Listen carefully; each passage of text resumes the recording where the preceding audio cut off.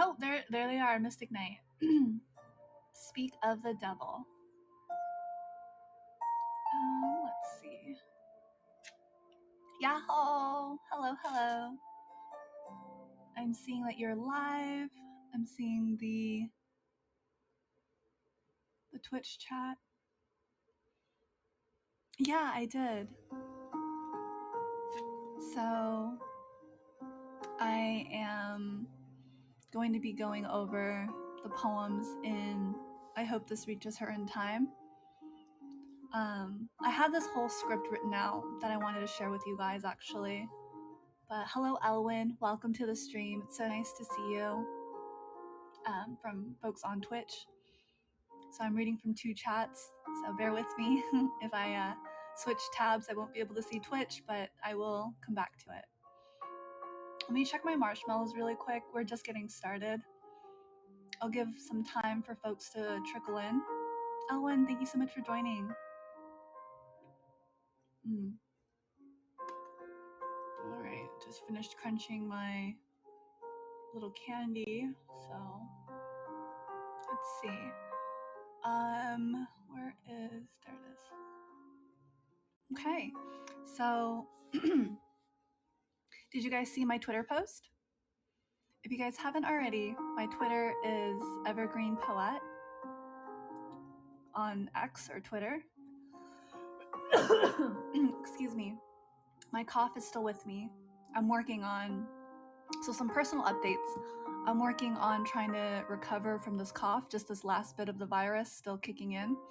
So I'll probably, I'm gonna try a new remedy, which is like this type of cumin, put it in my tea, and that'll be really nice. Thank you, Raccoon, I appreciate it. Yeah, but oh, Felix, Felix, hello, hi, welcome. I'll just call you Felix. Welcome to the stream. I'm so glad you're here. This is my golden hour, meaning I'm doing a poetry series. So if you haven't already, check out my Twitter. It explains everything, but I'll go over that in just a minute. Let's see. Let me just go there really quick. It's a little different, but yeah, definitely cozy. Cozy vibes. I'm having this playlist play, so whatever music we get is the music we get. Let's see. Okay, so I'll go ahead and get started in a few minutes. I just wanted to check in with some of the new folks tuning in. It's really nice to meet you. I'm Poette Evergreen. Let me know if the music is too loud or if it's just right. That's good too. I just want to make sure everyone is really cozy. Makes you feel better? It's good. Just right? Okay, wonderful. Yeah, just to create a little bit of atmosphere, ambience, if you will.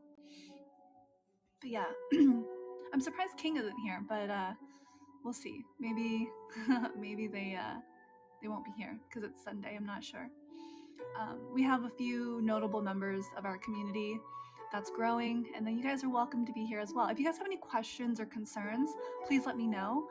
Some of the rules I have is no direct trauma dumping, but if you do have like a concern, be like, hey Poette, I genuinely have a concern, I will do my best to address it, give you my opinions. That is something I will do. Give you like a second opinion, give you some like perspective, maybe like a different perspective, maybe one that you don't already see. But other than that, no trauma dumping. If you're new here, my streams can be really chill, but they can also be really chaotic as well. It just depends on who's all here. But I do my best to try to maintain some balance. Yeah. Otherwise, you know, I do try to go with the flow as much as possible. I do try to let people be themselves and have fun. But I also have a lot of things that I have planned out that I want to share with everyone. So I try to make time for people, for you guys, if you guys have anything to bring up or say. And then I also try to make time for the things that I want to get to talking about. Yeah, so OCN Whitlock, welcome. Kit Kat, welcome to the stream. Very nice to see the both of you. Thank you so much for tuning in. It's very nice to see you. So glad that you could join.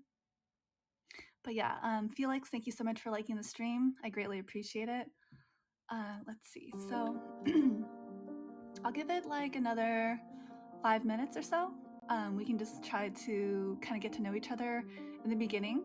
So the agenda, excuse me, you have to bear with me because I do have a cough that I'm trying to heal and get better. It's like a virus, something in my lungs, but it's not anything too serious. So I checked the doctor and everything is fine. But yeah, I do still have this persistent cough that's been going on for like at least 2-3 weeks now.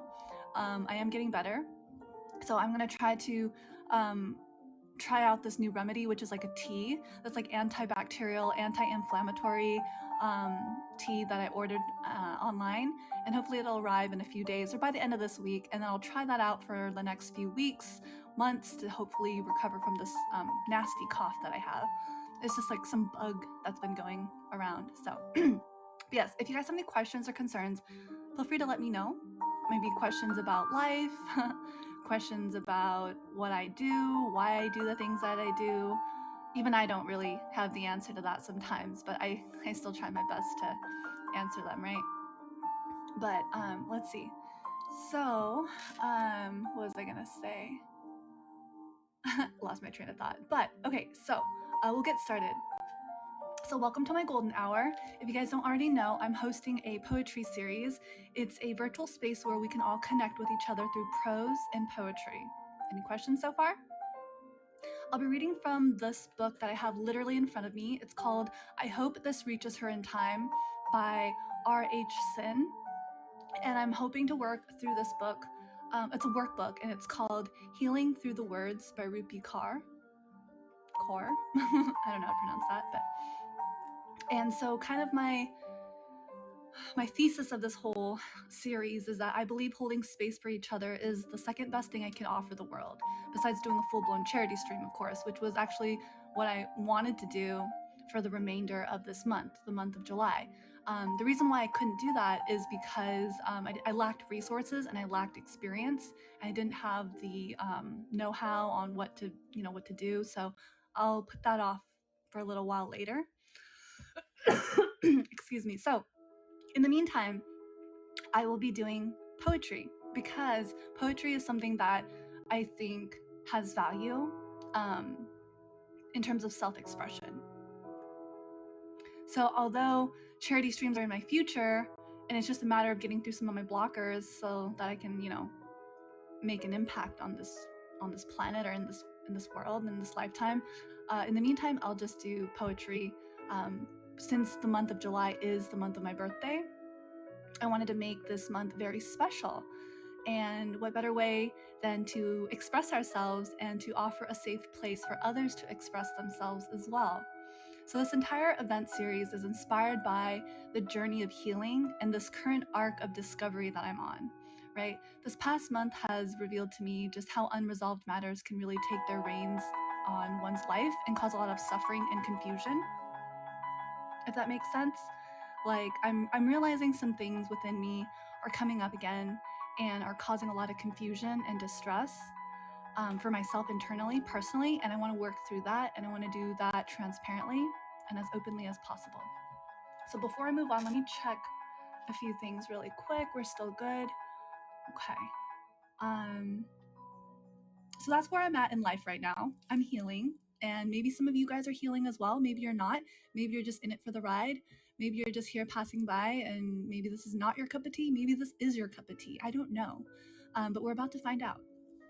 And I wanted to invite everyone here to join me in healing from things that we don't even realize, healing from things that we don't acknowledge right away, or we know about, but we're not addressing it, right? And I wanted to invite everyone, whether it's to witness my own processing and processes, or whether it's to inspire your own healing and have a good look at where you are in life and where you want to be or who you want to be, right? I hope that makes sense so far. Let's see. So I wanted to start out today's stream with a short prose, like a poem, prose poem that I wrote today, literally just before the stream. It was like a few hours ago. And I want you to think about like where it's coming from and maybe something to think about as we're moving forward. So it goes like this. Are you guys ready? Look alive, folks. Let me know if you're still there with me, or if you want to lurk, just let me know. Hey, Poette, I'm just gonna be lurking today. But you know, send some gifts in the chat if you feel like you want to. You're good? We're good? Okay, that's good. So, okay. So this is what I wrote. There are stories within me that I have yet to tell. The memories that echo in my aura fill my lungs with dread on exhalation. The anxiety of stepping into the light is a terrifying truth and a reality that will be met with public shaming. Knowing this, I am a coward. So that is what I wrote. And I can reread it again if you guys need. But Pokey, welcome to the stream. Thank you so much for tuning in and for liking the stream. So glad to have you. So the first line is about something that I have within myself that I have yet to share, that I feel very quiet about. I've talked about it briefly in the past, but it's part of my healing and it's part of my journey. The second line is about, it's a little bit more, so the memories that echo in my aura fill my lungs with dread on exhalation. So fill my lungs with dread on exhalation is about my current virus, like my current like coughing fit. So as you can hear, sometimes I'm coughing, like I'll be talking and I'll be coughing every now and again. So there's something in my spirit that's like not balanced. There's something in my body that's not balanced, and I feel a lot of fatigue, right? So there's these memories, there's, you know, whether it's like information that echoes in my auras and fill my lung with dread. It's like that statement can be applied to so many different things. And that's what I love about poetry, is that you can read into it multiple different ways, and only the writer knows what they're really trying to convey. And everything else is speculation, right? We can do our best to try to interpret and understand, but at the end of the day, maybe it's not just one thing. Maybe a single sentence can mean many things. And that's what I love about poetry, is that there's multiple lenses, and it's not just a linear this, and this. It could be many things all at once. It's this and this, right? Which I think is really important. So, Charlie Q, welcome to the stream. It's so nice to have you. Thank you so much for tuning in. I just want to welcome you to my golden hour. Hi, it's so good to see you. Thank you for being here. The real meaning of death of the author. Unintended meanings are valid and people have different readings. Absolutely. Yes. Death of the author. The real meaning of death of the author. Unintended meanings are valid. And you know, I will have to come to terms with that where someone will read my writing and they will skew it for good or for bad. It doesn't matter. But that is how they will experience my words, through their understanding and their perspective and their level of empathy or their level of ability to navigate their own emotional landscape. So, yeah, so I'll read it one more time just so that you guys can kind of hear it. I won't publish this, or I could publish it. I could post it on my Twitter if you guys want. There's a bit of a text limitation, so I don't know if I'll get all the words in.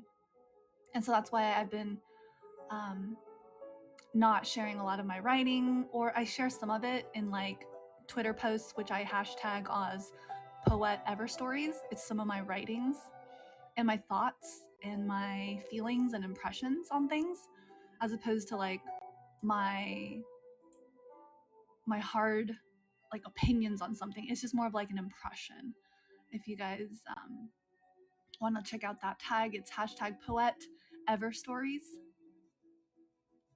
So yeah, there are still stories within me that I have yet to tell. The memories that echo in my aura fill my lungs with dread on exhalation.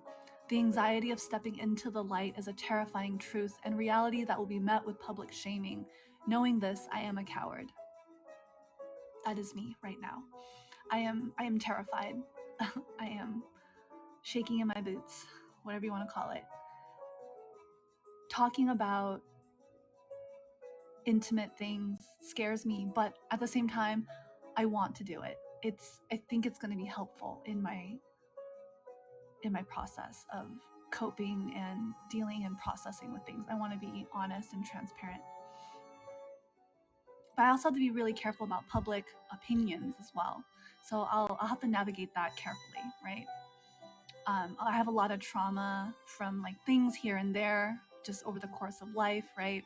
Abandonment, neglect, abuse in different forms. And I've talked about it very briefly in the past with the community, but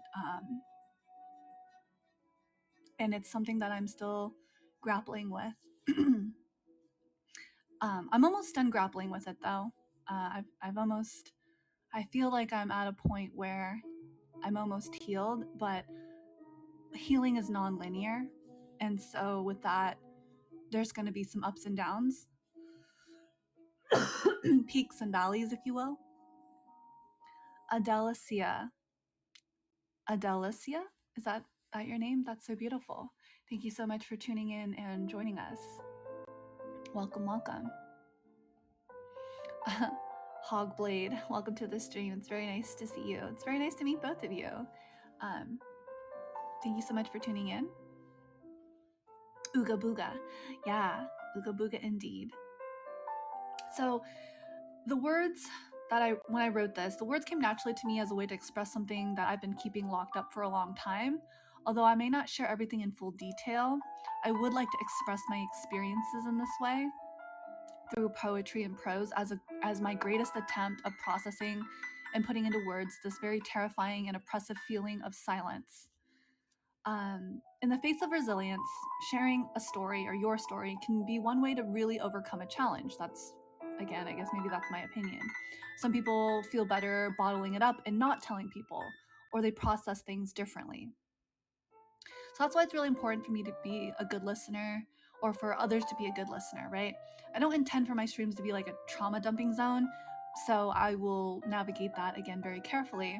But I do want to talk about the emotions at play, whether it's grief or loss or death or anything of that sort. So those will be themes if that inspires your writing or inspires your poetry or inspires your life in any way. Yeah. Hi, James. Welcome to the stream. It's very nice to meet you. I'm Poette Evergreen, and it's very nice to see you. Thank you so much for being here. Yeah. So let's see. We're still good.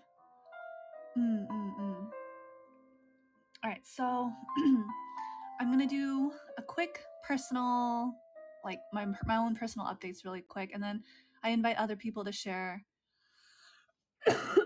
any of their updates with me if they would like to. Excuse me. Let me get some water. But yeah. So today, this morning, I spoke with a Batsi master, and I was given some direction on healing from a physiological level. I was recommended an herbal tea to remedy my coughing and possible virus or infection, like internal infection that I might be having with my lungs, like inflammation. So in the case of infection, what I mean is that something that's taking away or stressing my immune system and causing a lot of lethargic symptoms within me, which it's definitely hindered my progress to make content for you guys, and it bothers me, so it's a hindrance.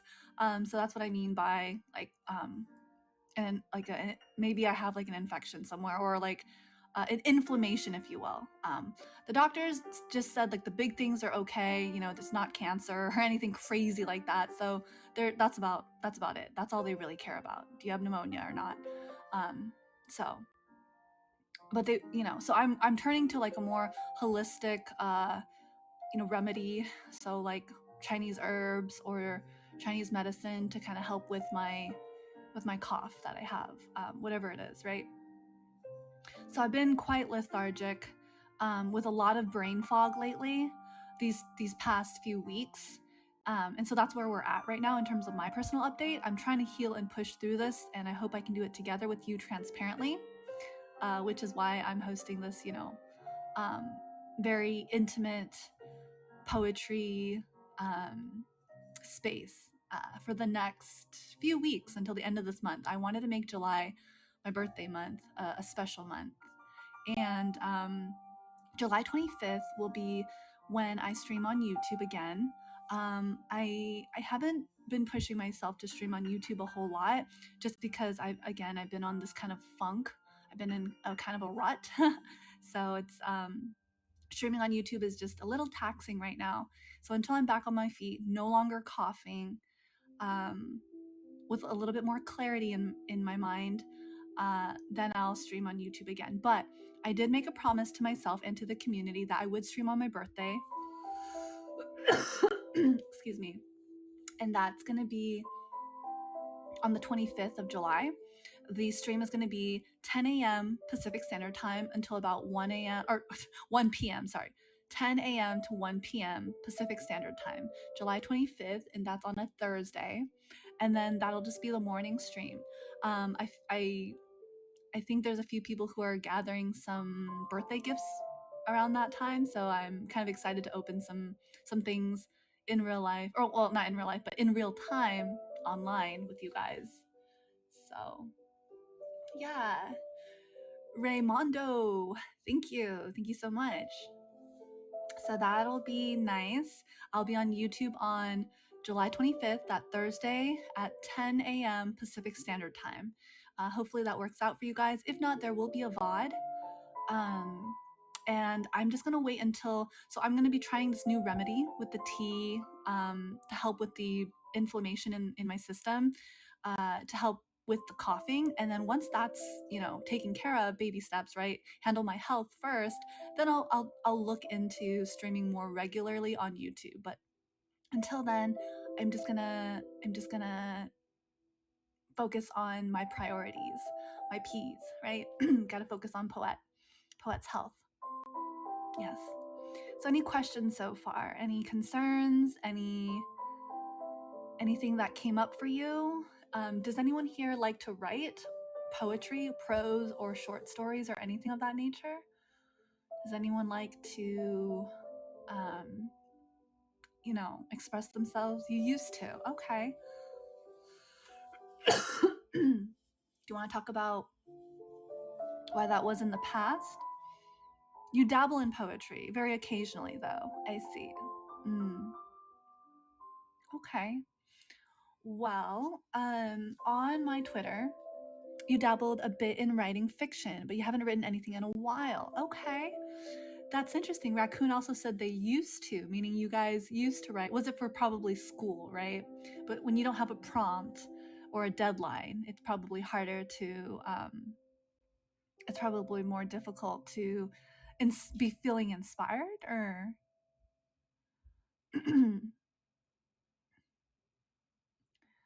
yeah. Mm-mm-mm. It was for your passion, this is what Raccoon says. Okay.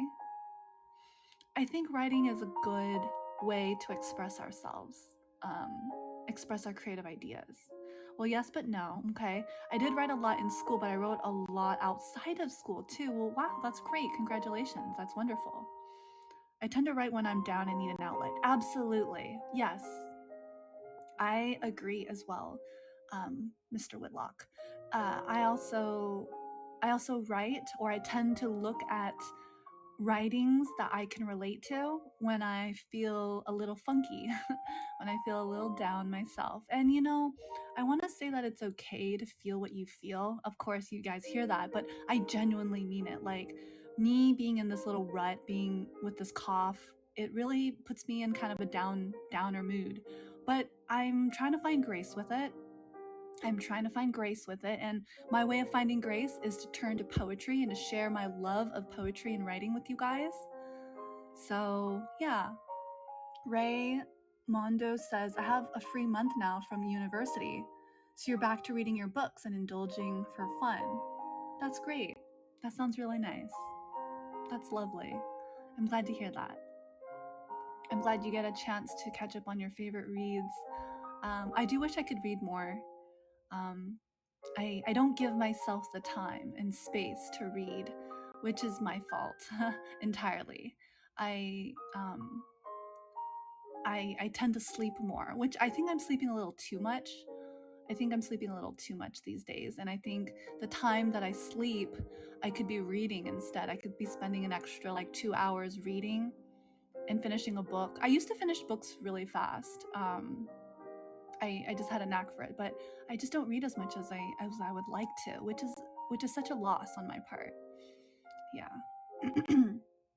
But would you guys be interested in writing again, or is your schedule kind of busy? Because I know I am throwing this whole golden hour at you guys, but it is until the end of this month when the passion strikes. You right. Same. I feel like I'm hitting a moment of creativity in this downtime. Excuse me.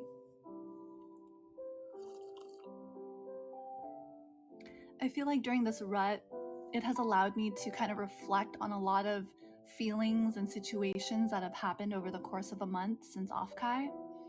And I really want to kind of write something in honor of the experience and the anxieties and kind of give it some space to process.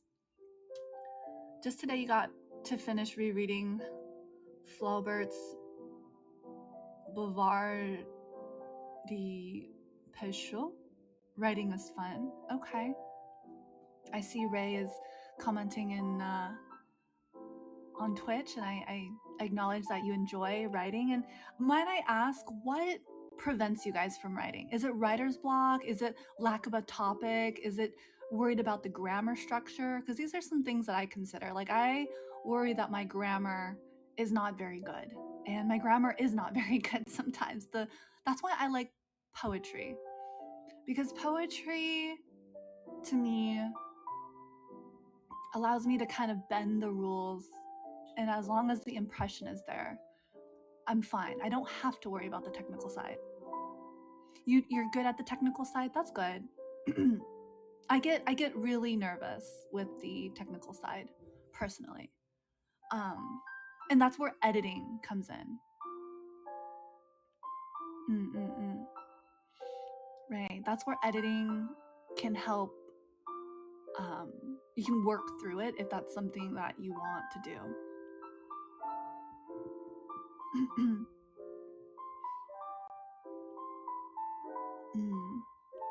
Yeah. So yeah, what are some reasons that you guys write, or what are some reasons that prevent you from writing? What are some reasons that prevent you from writing? And for me, sometimes it's the embarrassment of like what I'm writing, right? So you're writing without ideas or passion. I feel like I'm writing quality. Your writing quality suffers, right? Right. So you don't force yourself to write. You only write when you allow yourself that spark of genius to overcome you. Sure. Absolutely. And I think that's fair. And so yeah, I'm trying to get back into a rhythm of writing again, because I have a lot to express. It's just I'm having a hard time finding the words for it. And I think by applying myself to poems, poetry, and a workbook, which I posted again on my Twitter. The workbook that I have in front of me is Healing Through Words by Rupi Kaur. Apparently, they're very popular on Instagram right now. So let's see. Ray says you have a bunch of poets and writer friends. Oh, I see. So Ray is like, he doesn't want to be that guy where they're just, he wants an authentic reaction. Sure. Sure. Or sometimes you could be writing for yourself as opposed to writing for your poet friends or writer friends, right? So Dior, welcome to the stream. Thank you so much for tuning in. I just want to give you a warm welcome. But yeah, who are some people that you guys write for? Do you guys write for yourself? I feel like I write for myself, and I also write for people who want to read my what is it, impressions or ideas or perspective or feelings. Like if someone said they wanted to understand how I feel about something, they would just read a poem and they would understand, oh, this is what Poette is feeling right now, some kind of hurricane or storm. But having an opinion on the structure and style is always helpful. True, yeah, that is true. That is very helpful. It can be very helpful to have someone there to give you some more structure and to really ask the questions like, what do you mean by this? Or what are you trying to convey? Or what's the emotion here? Or what's the message that you're trying to talk about? Or what's the overall message that you're trying to convey through this writing, right? What's the theme? These things, sure. And over time, I hope I get to write some poetry for you guys. I did write some poetry.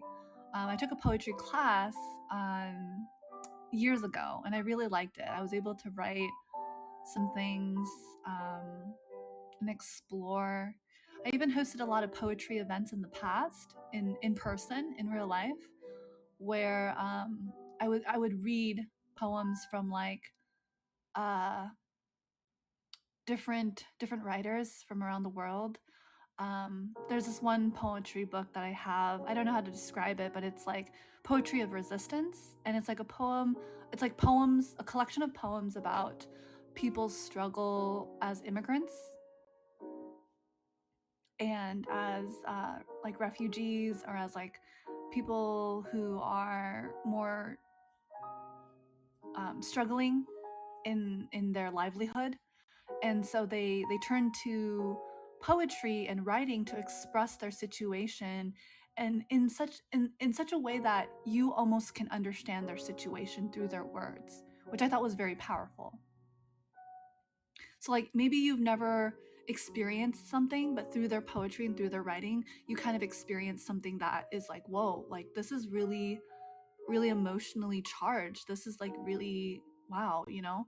And it kind of like inspires you or motivates you in some way to like do something, whether it's volunteer for a cause that you believe in that is like good, or maybe show more compassion to others. Let me double check, Ray. Poetry of resistance, I think. Voices for Social Justice. Oh yeah, the University of Arizona. Yes, that is, I believe that's the one. It's like this orange, pink, and yellow book with like black borders kind of on the top and bottom trim. Yeah.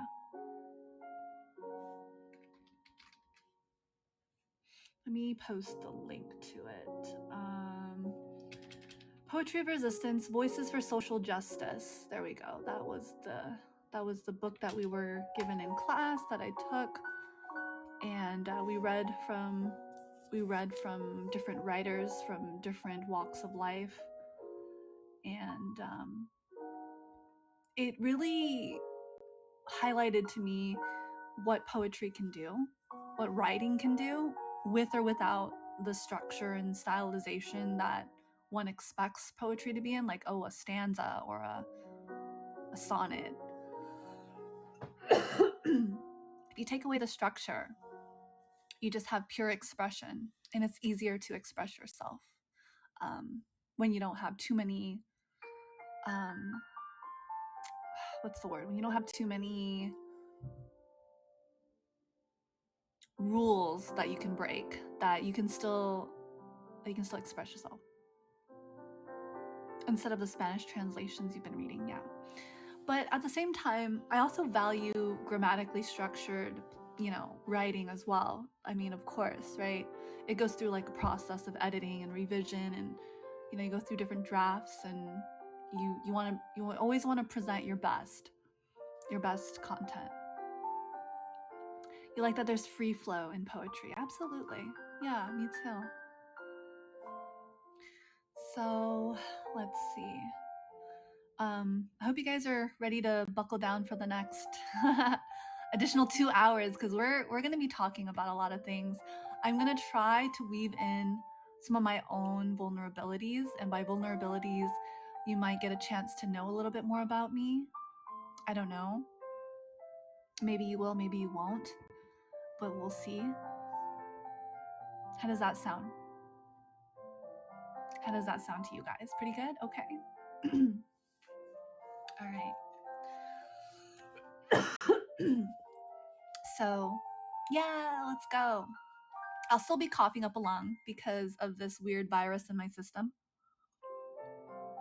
but I'll do my best to suppress it or to get it under control as much as possible. So, the book that I have in front of me right now, it's called I Hope This Reaches Her in Time. And if you guys have ever dealt with anything related to mental health, you know how important it is to essentially feel heard, feel seen, and feel taken care of. And these aspects and components of care are so crucial. And so I picked up this book. I hope this reaches her in time, because it had a sense of immediacy, like importance. And I thought maybe there was something in it for me to read this book of poetry, and to make me be inspired to write again and to express myself instead of bottling things up and keeping everything to myself, but slowly opening up and allowing myself to be vulnerable on this internet space, right? And just allowing the hits to land, allowing the arrows to shoot and aim, and just be a person, be a human for once. And just say that, yeah, I'm flawed. Yes, I've made mistakes, but I'm here to get better. I'm here to learn, and I'm here to grow. And I'm not here to just avoid all of my problems, but that I'm here because I genuinely want a better life for myself, but also for others as well, if that makes sense. Like my fellow man to be thriving and well, not just the rich, not just the poor, not like oh, I want like a rich people to get richer, but like to kind of like smooth out the differences.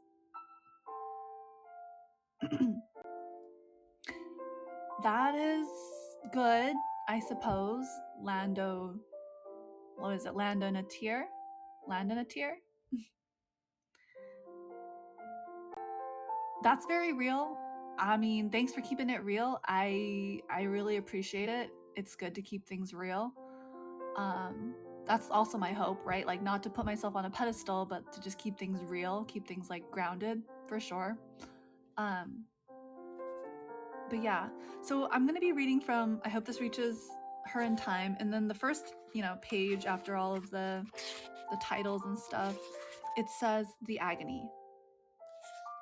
So, have you guys ever experienced enormous pain, whether it's grief, loss, frustration? These are all very human expressions and human experiences. So I think having the empathy to understand that we all go through this might make it possible for solutions to be tailored to the human experience, if that makes sense. Does that make sense? Pablo, it's good to see you again, my friend. Hello, welcome. Camila, welcome to the stream. It's so nice to see you and meet you. Hello, hi, welcome. Hello, Pablo. How are you doing, my friend? How is everyone doing? I want to just warmly greet you guys before You're doing good? Good, okay. That's good. You've walked into my golden hour, so. Oh, excuse me, I should probably talk about, before I get into this book, well, or I can just get into this book, kind of what was inspired, excuse me, what inspired the series Golden Hour. I was really inspired by the song Golden Hour by, was it JVKE? But also the definition of golden hour, right, in relation to mental health resources. There's a medical, quote unquote, medical term, and then there's like a general term. But let me just read it off to you guys. So,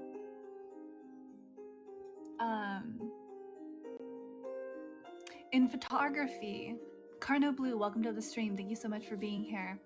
So in photography, right, the golden hour is the period of time in the day, in daytime, shortly after the sunrise or before sunset. So there, it's like a lighting. There's a lighting.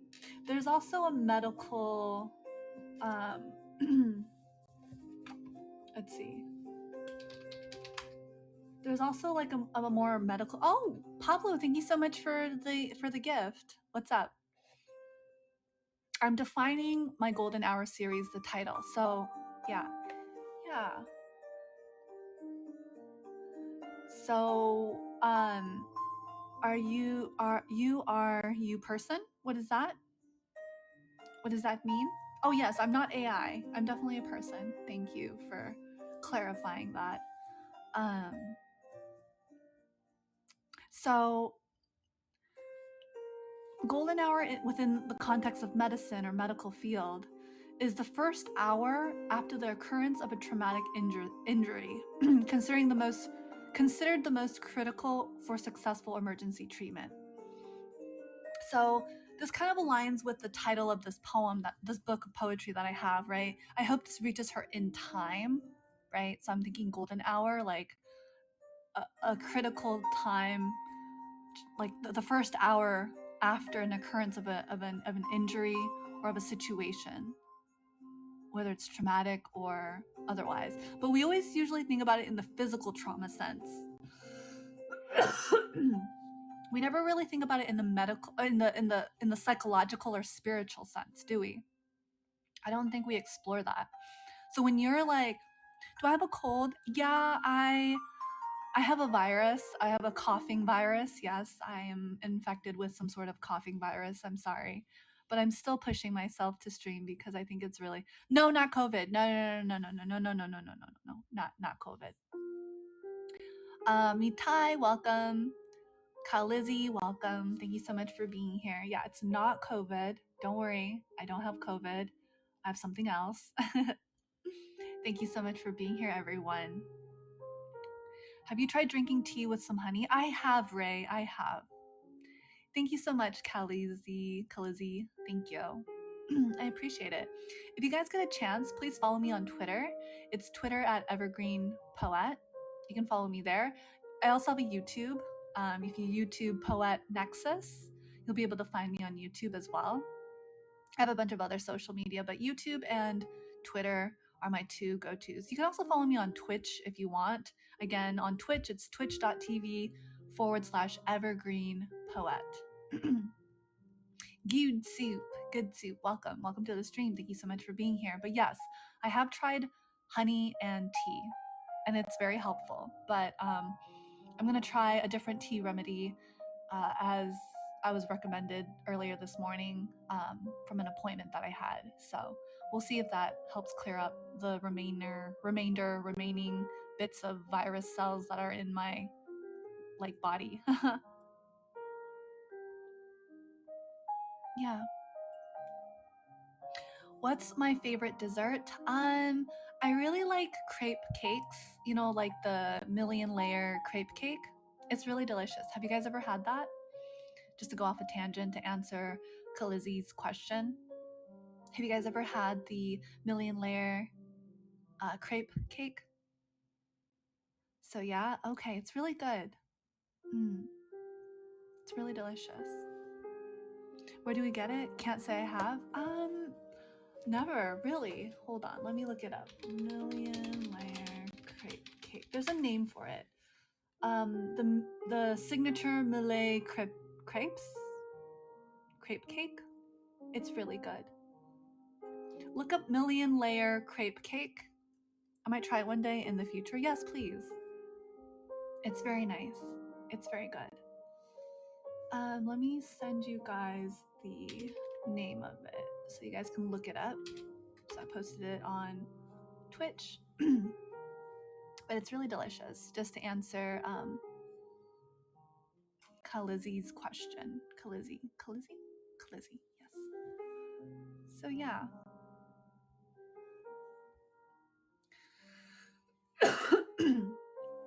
So, all right. So going back, I defined kind of where the idea of golden hour came from and how it ties back into this book and this series. Last couple of months ago, your brother got sick and he has COVID and the flu. Oh, I see. Well, I'm sorry to hear that. And he feels much better now. That's good. I'm glad he's feeling better. I'm glad he is feeling better. That is, I'm good. I'm glad to hear that. Yeah. Mm-hmm.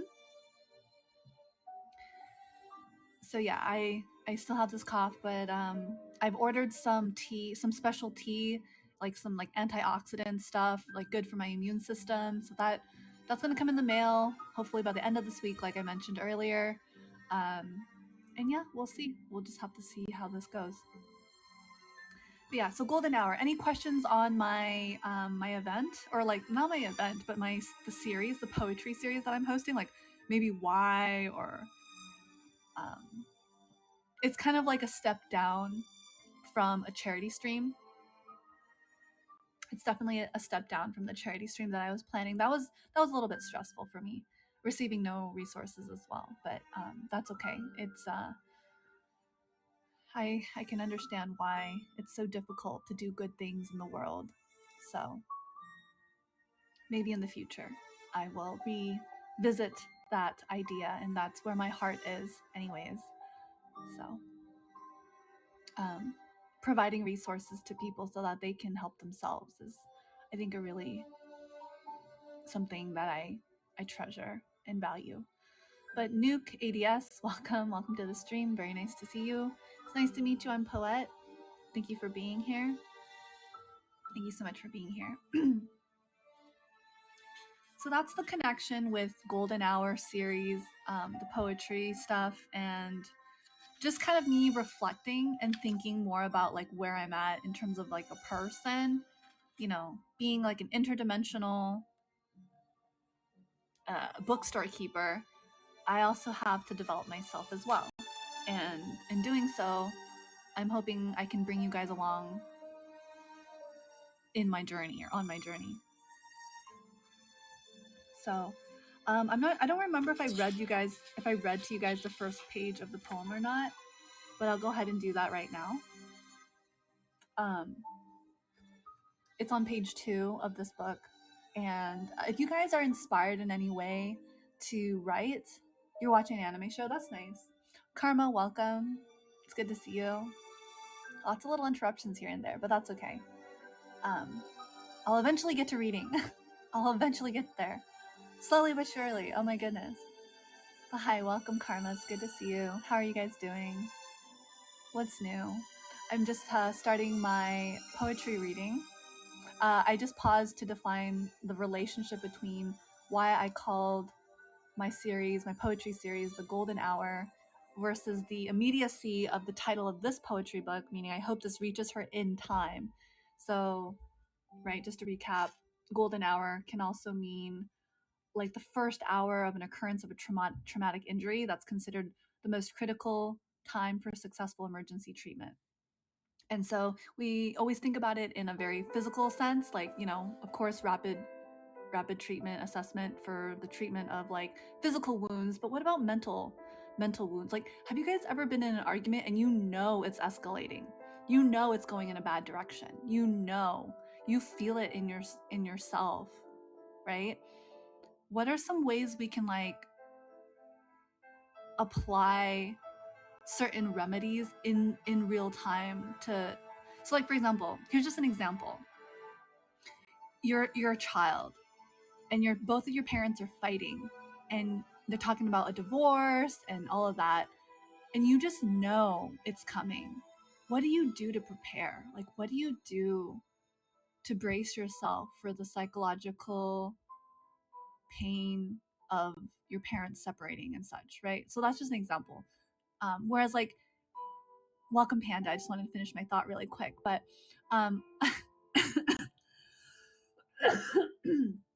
sorry, that was me laughing. So every time I'm coughing, I'm basically laughing.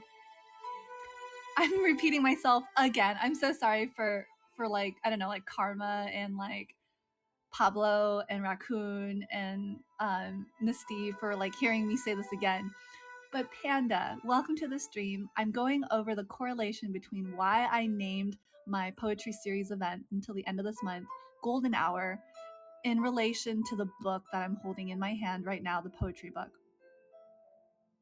Thank you so much, Mr. Whitlock. It's such an honor to spend time with you. Bye. Thank you so much for being here. Please take care. Please take care of yourself. But yeah, Panda, welcome to the stream. It is Gen 2, and indeed it is. He was doing a little. He's a co-hi of mine, I suppose. I'm glad you recognize him. Yeah. Looks like I was an hour early, but I managed to ramble for a good hour before actually getting started to the poetry. Rihanna, welcome to the stream. I do recommend watching Mystic Knight's stream, like for that first hour that you guys missed, because I was really focused for the most part. I could reread the introduction if you guys want me to. It's literally what I said the first hour because I wrote it all out. Do you want me to read it out loud for you guys for Rihanna and Panda?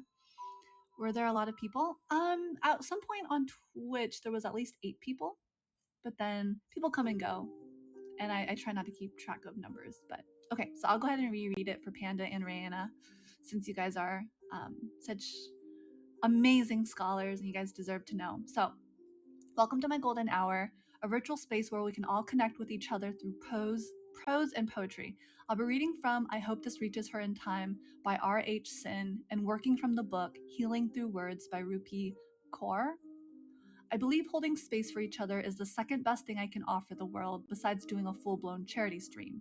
Although that it is in my future that I want to do a charity stream, just maybe not right now. It's just a matter of getting through some of my own blockers before I can help others. Do I have a savior complex? I don't think so. I just want to be able to see people thrive, right? That just brings me a lot of joy. That's the humanitarian in me. This event series, Golden Hour, is inspired by the journey of healing and the current arc of discovery that I'm on. This past month has revealed to me how unresolved matters can really take the reins of my life and can cause a lot of suffering and confusion for myself. That's where I'm at in my life right now. I'm healing, and I want to invite everyone here to join me in this healing, whether it's to witness my own processing and processes, or whether it's to inspire your own healing and have a good look at where you're at in life and where or who you want to be. I wanted to start out today's stream with a short prose poem that I wrote today, literally a few hours before the stream, and it goes like this. There are still stories within me that I have yet to tell. The memories that echo in my aura fill my lungs with dread on exhalation. The anxiety of stepping into the light is a terrifying truth and reality that will be met with public shaming. Knowing this, I am a coward. The words came naturally to me as a way to express something that I've been keeping locked up for a long time. Although I may not share everything in full detail, I will express my experiences in this way through poetry and prose as a great attempt, or as my attempt, of processing and putting into words the very terrifying and oppressive feeling of silence. Like so being silenced, right? When something happens and you can't talk about it. Through poetry, I'm hoping to kind of like break that as it's an attempt to process something out loud. In the face of resilience, sharing your story can can be one way to really overcome a challenge. That's why it's really important to be a good listener. I don't intend for my streams to be a trauma dumping zone, but I do invite people to share their poem, their poetry, their poems, their prose, and what have you through marshmallows or my comment section on Twitter. So just to keep everyone up to speed, I spoke to a Botsi master about some direction of healing on a physiological level. Excuse me. And they recommended some tea, and I ordered it online. So I think everyone is caught up now. So that's the recap of the entire hour. And we talked about some other things here and there, but that's just a recap of the past hour. And I was just talking about. Yeah, you're welcome to. Yes.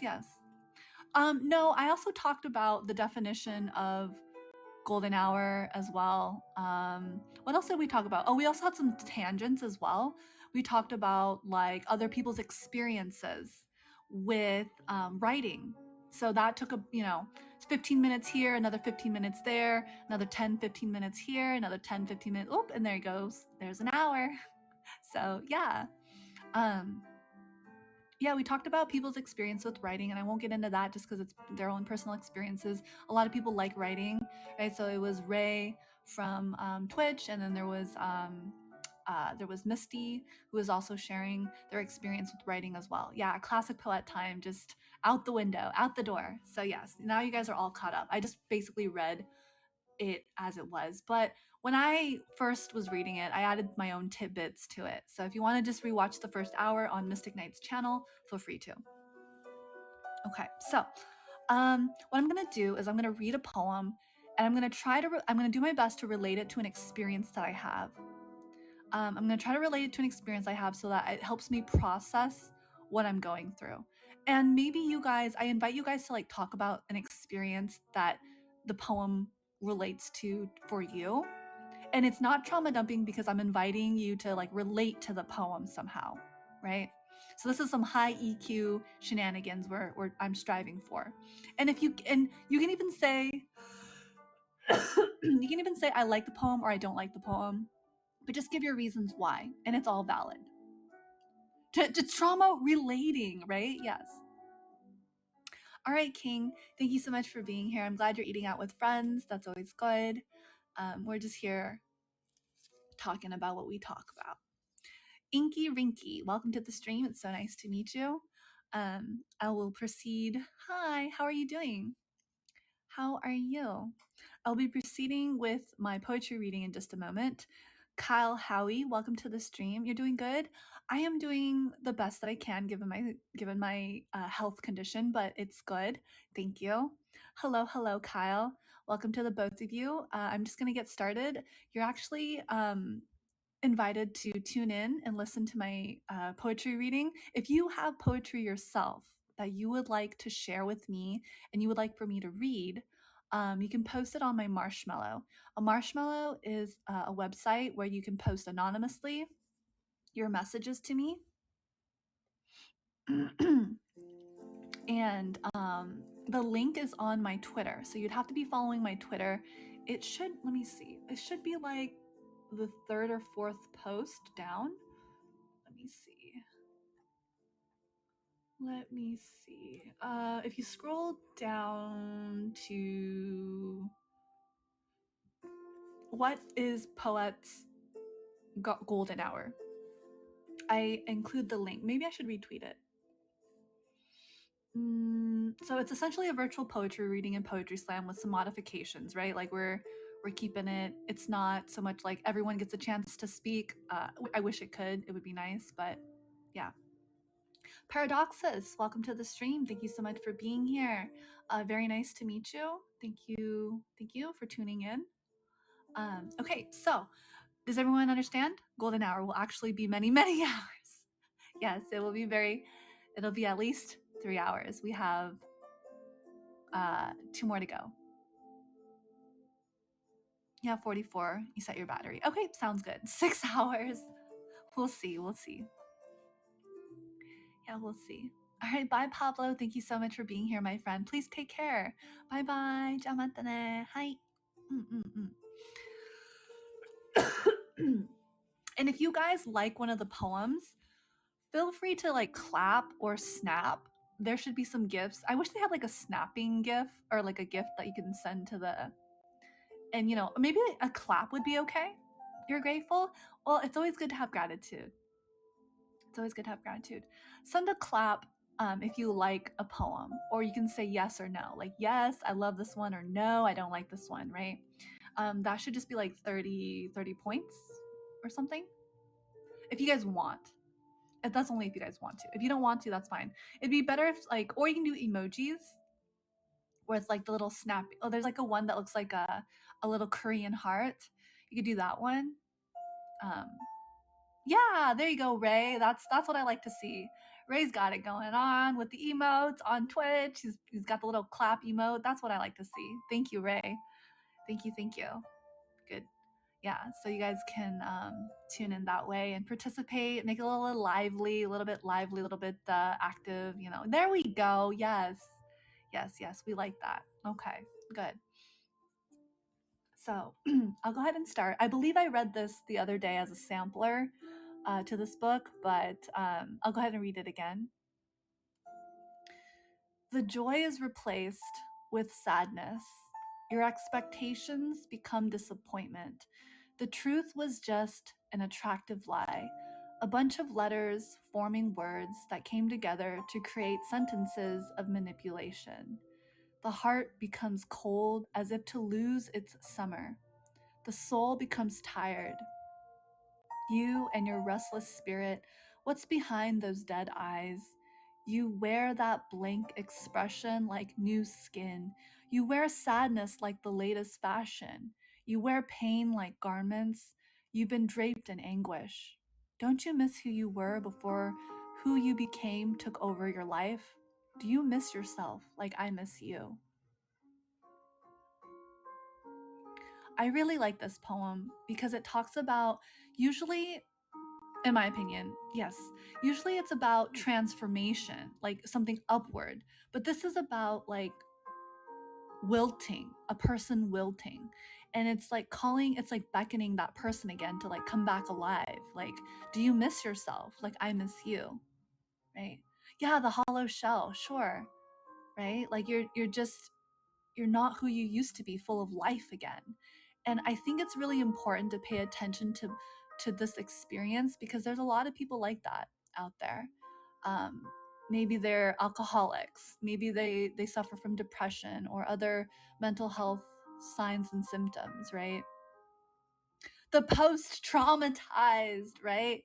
Yeah, like the post-traumatized, you would think. I'm definitely in that category. I'm giving it my all, but it still doesn't feel like enough. And I feel like when I'm at my prime, like at my best, I can do a lot more. Definitely. I think being sick has really felt like I've been really handicapped. And so this is kind of a mourning, like a mourn. I'm mourning the loss of my ability to have like clarity again in my life. So, so that's what it's going to be about. Yes, trying to reflect on that which was lost. Absolutely. Also, thank you so much, King, for the drink. I really appreciate it. And Kyle, thank you for the clap. I'm glad you're enjoying the poem. Does it ring true to anybody else? Like, you know, joy is replaced with sadness, right? So something happened, right? Also, Meow Mix, welcome to the stream. It's so good to see you again. You didn't want to see Panda on top. You're too funny. You are too funny, King. That is hilarious. All right. Raccoon, welcome back.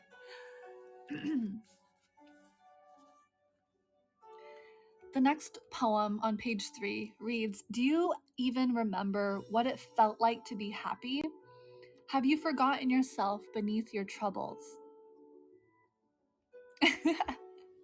Your actions have caused controversy." That's funny. So a lot of these poems are really short. They speak to the what's the word? Brevity of experience. It's just a little capsule of the experience. But no worries. I think again, that's no surprise. But I think I've read this one to you guys before already, so I'll move on to the next one.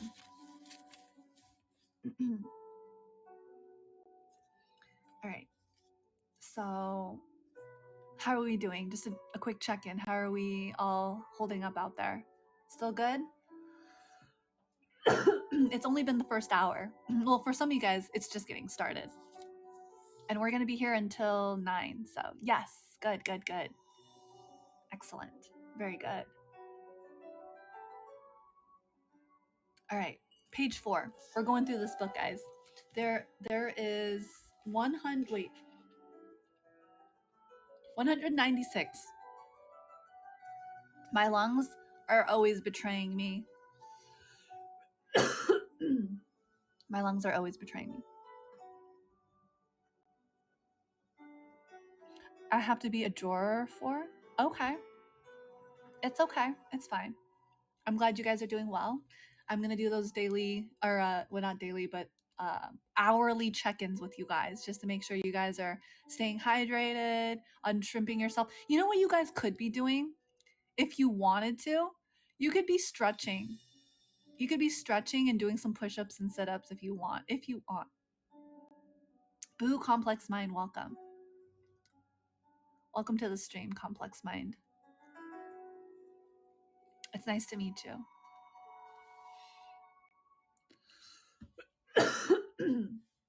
So, let's see. And all of this for a love that turned out to be hatred.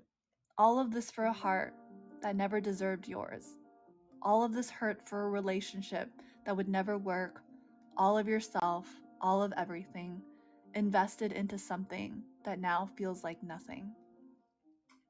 Hello, Complex Mind. I am reading a poem, and that was the poem. And this one, what I'm doing is I'm reading the poem and trying to relate it to an experience that I've had, and sharing it with you guys and asking questions about your experience. And if you want to share, I invite you to share in such a way that is appropriate and respectful of others, as well. So if you want to write poetry yourself, let me know. I can redirect you to a link. If you want to share your poetry to me, I can read it as well. Let me just check the marshmallows really quick. I don't think I have any new marshmallows, but yeah, the one that I do have is about 4 days ago, and some of these are like poems, right? Once is a coincidence, twice forms a bond, thrice makes it fate, the fourth time inevitability, and the fifth ... But yeah, so let's see. And all of this for a love that turned out to be hatred, all of this for a heart that never deserved yours, all of this hurt for a relationship that would never work, all of yourself, all of everything, invested into something that now feels like nothing. So have you guys ever felt like you put a lot of effort into a relationship or a project and it just didn't work out the way you wanted to? I'm sure if it's not a relationship, maybe it was like a project or an assignment or something of that nature. And you invested into something that now feels like nothing. And I feel like a lot of people feel like this with like education, that they're putting so much time and effort into getting a good grade, all for like a degree, all for like a piece of paper. But what they're not understanding is that going through that process is experience as well, right? But it doesn't deny the fact that it was a very unpleasant experience, that's for sure. Haru, welcome to the stream. Hello, Haru with a rose. Very nice to see you. It's good to meet you. I'm Poette. Welcome. Hi. Hi, welcome. Welcome to the golden hour.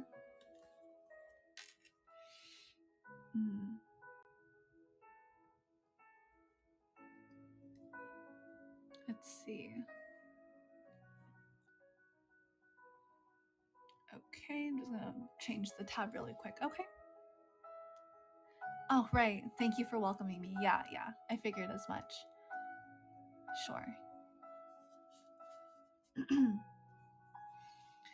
So, yeah, that was the poem. These poems are very short.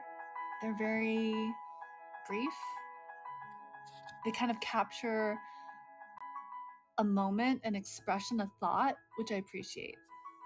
So the next one on page 5 is good women are tired of giving their love to people who do nothing but break their spirit.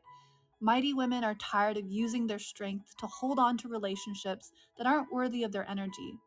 These women are capable of walking away, and they will. So this is more about like a female in like a toxic relationship or a toxic dynamic, right? I feel like it's equally important for us to reverse the genders and say that good men are also tired of giving their love to people who do nothing but break their spirit, and mighty men are tired of using their strength to hold on to relationships that aren't worthy of their energy. These men are capable of walking away, and they will. But I think, seeing it from both perspectives is important. But it is written for to empower women when you walk away. Pieces of my heart are missing you.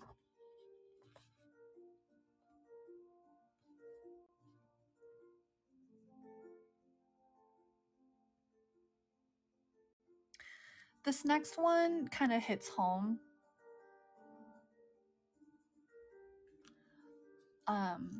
I don't know if you're gonna finish your sentence or not, Panda, or if that's just it's just when you walk away. Right. Like when a person walks away. That's why I like to use you and we as opposed to like gendering it. That's just me personally. That's the only thing I would have to say about this poem, is that I do wish that, I mean, you don't hear me say, oh, when you walk away, you don't hear me say. Utada Hikaru, Kingdom Hearts, simple and clean. I got you. I got you, Panda. I got you. We got this. All right, so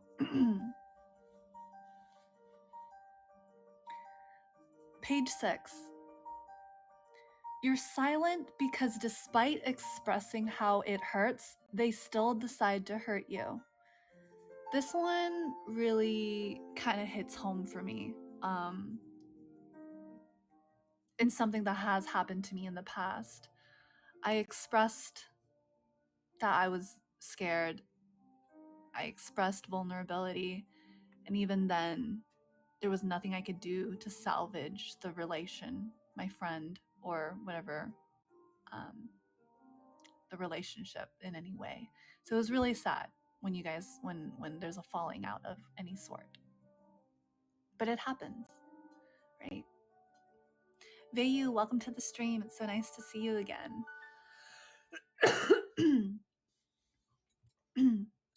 I would recommend Vayu watching the first hour of Mystic Knight's VOD, because he's streaming on Twitch right now.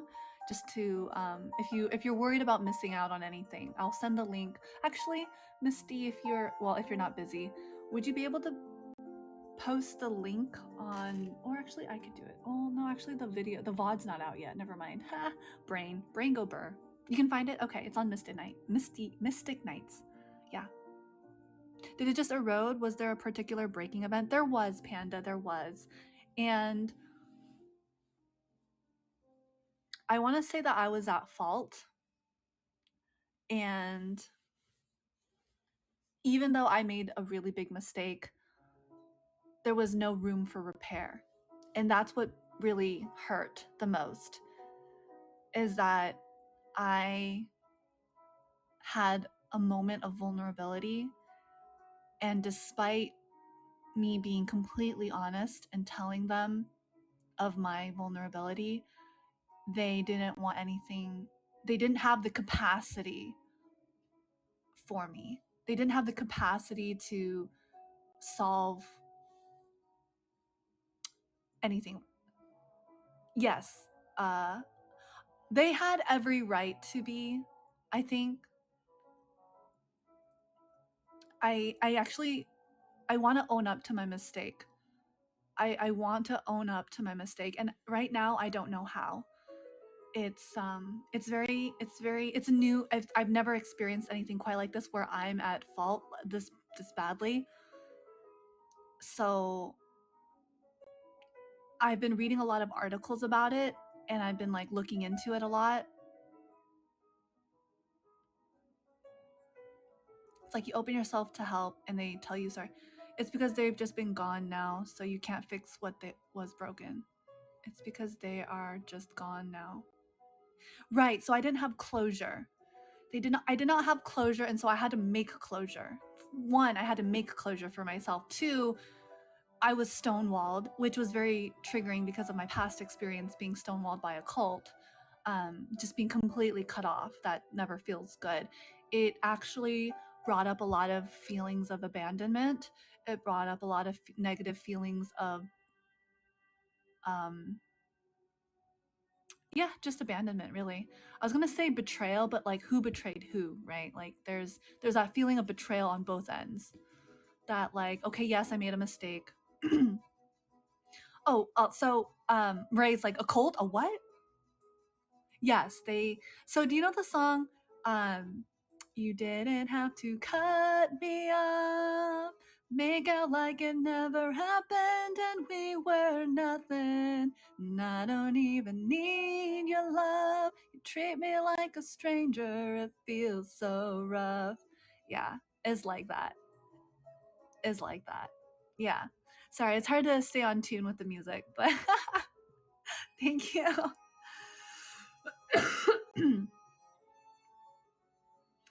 So, do you guys also know JVKE, the artist that sings Golden Hour? Yeah, everyone knows that song, or that knows that artist at least. Now you're just somebody that I used to know. Somebody. I'm glad we can have a good laugh about it. I knew I could trust my community and everyone in it to have a good vibe about it. But yeah, absolutely. That I had a moment of vulnerability. I won't get into it because I'm not ready to talk about it. It brings me a lot of shame. It brings me a lot of torment, mental anguish to think about how I wronged somebody, and that I am not a perfect person, or I feel like I really betrayed myself the most, more than anybody else. Gah, did a banger song and disappeared. So I am trying to right the wrongs that I've done. And it's not easy. It's really not easy. You harvest the wrong organs. Oh my goodness. Yeah. So I could okay, so bear with me with this analogy. Okay, bear with me with this analogy. I saw this coming. I saw this whole like the situation that happened so long ago. I saw that it was not stable, but I felt so helpless, and I didn't know what to do to remedy it.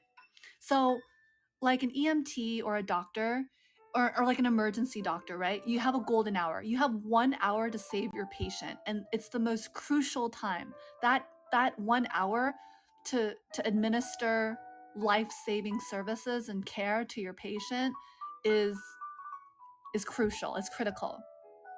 But that's only if you're like a doctor or a surgeon, right? But what about when you're like a mental health, you're in a mental health situation? So say for example, you're in a relationship. This is just the easiest example. You're in a relationship. What if the patient didn't want to be saved? Oh, wow. Yeah. then there's also that as well. Yikes, I did not think of that. Let me die. Oh, right, like the do not resuscitate. Right, there's also the do not resuscitate, and then you just have to like, that's rough. That is rough. That is tough. Then even if you were a doctor, what can you do? And as a bystander, right, is the problem with euthanasia. Interesting, Ray. Yeah. These are some heavy topics, but we're using some examples. These are some examples that we're bringing into kind of some of the personal situations that I've had. We're using analogy. So it's not like a literal example. It's not like anyone was dying or anything, but yes, I am still coming to terms with the fact that there was no closure in a situation, and I even expressed how much it hurt. So the poem is, you're silent because despite expressing how it hurts, they still decided to hurt you, right? So that's the poem that we are reflecting on. Rufy X, welcome to the stream. It's good to see you. That is a good consideration to be had, Raccoon and Ray. Thank you. What if the patient knew there was a cancer but didn't have the capacity to want to go through treatment? I don't know.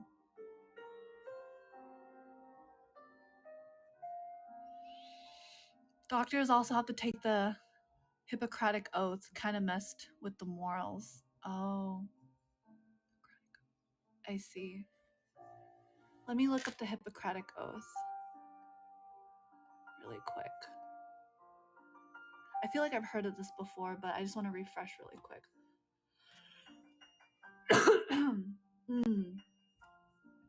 And the extent they wish to all important decisions shall minimize suffering when a cure cannot be obtained. Understanding that a dignified death is an important goal in everyone's life, right? Have you seen The Farewell? I feel like I've heard this. Or they went through 24 plus treatments and decided they're exhausted. There are cultures where doctors don't tell their patient about their illness for fear of them dying of fear, anxiety, and stress. Right. I think I have watched The Farewell. It was about the grandmother, right? I think it was about the grandmother. It's been a while. That one I think I cried during that movie. I don't remember it. It was so sad. I need to rewatch it again, but I remember I cried. It was about the grandmother. Ignorance is bliss, so they say. Yeah. Oh my goodness, that hits home. Like, okay, so I don't even know how to talk about this. This is what I'm trying to overcome. How to talk about a situation that's still like a fresh wound. I want to be able to just like tell you guys, but it's not gonna sound good. It's not gonna look good. It's not gonna sound good. It's messy. It's like ugly. It's so ugly. It's so ugly.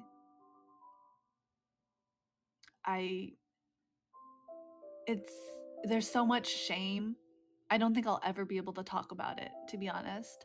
There's just too much shame for me to talk about it. But ignorance is bliss is something like if I wasn't streaming, I would probably cry right about now. because that's exactly it. Ignorance is bliss. It's like if this other person were to have the capacity, it would probably break them. And so as a last form of self-preservation, they decided to completely delete me from their life as a way to preserve to be intact, right? And I have to respect that as a person. So you can make a mistake, but you can still be punished severely for it, and that there's no such thing as like, so that really bothers me a little bit.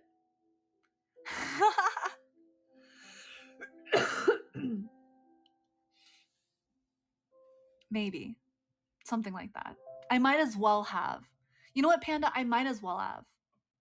I might as well have. They actually compared the situation to me. They actually did compare it to that. They compared the situation to me killing somebody. Yes, they did. Yes, Vu.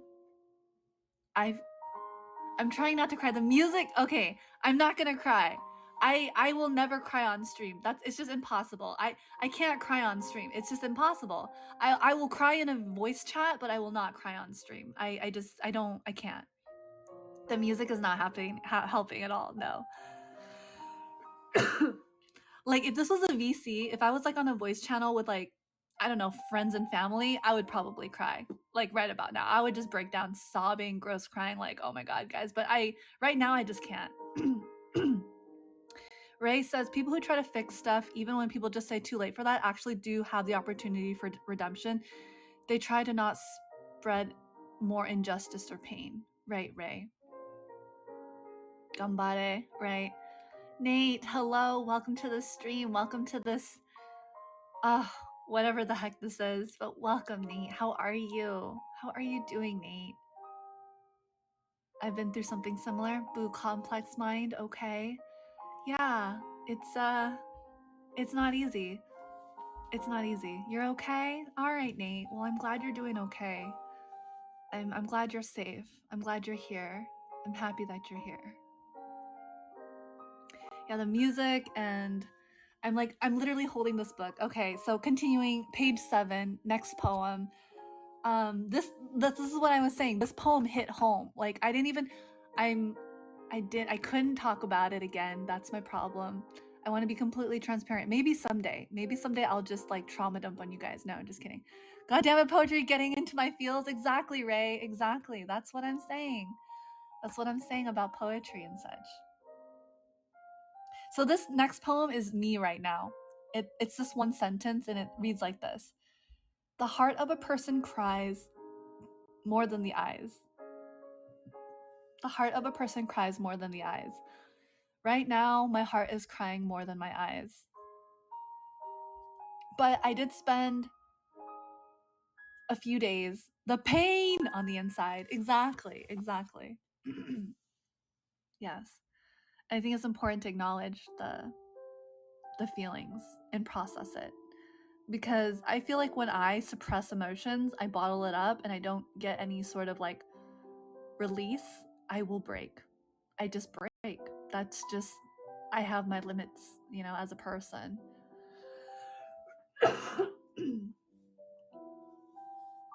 But yeah.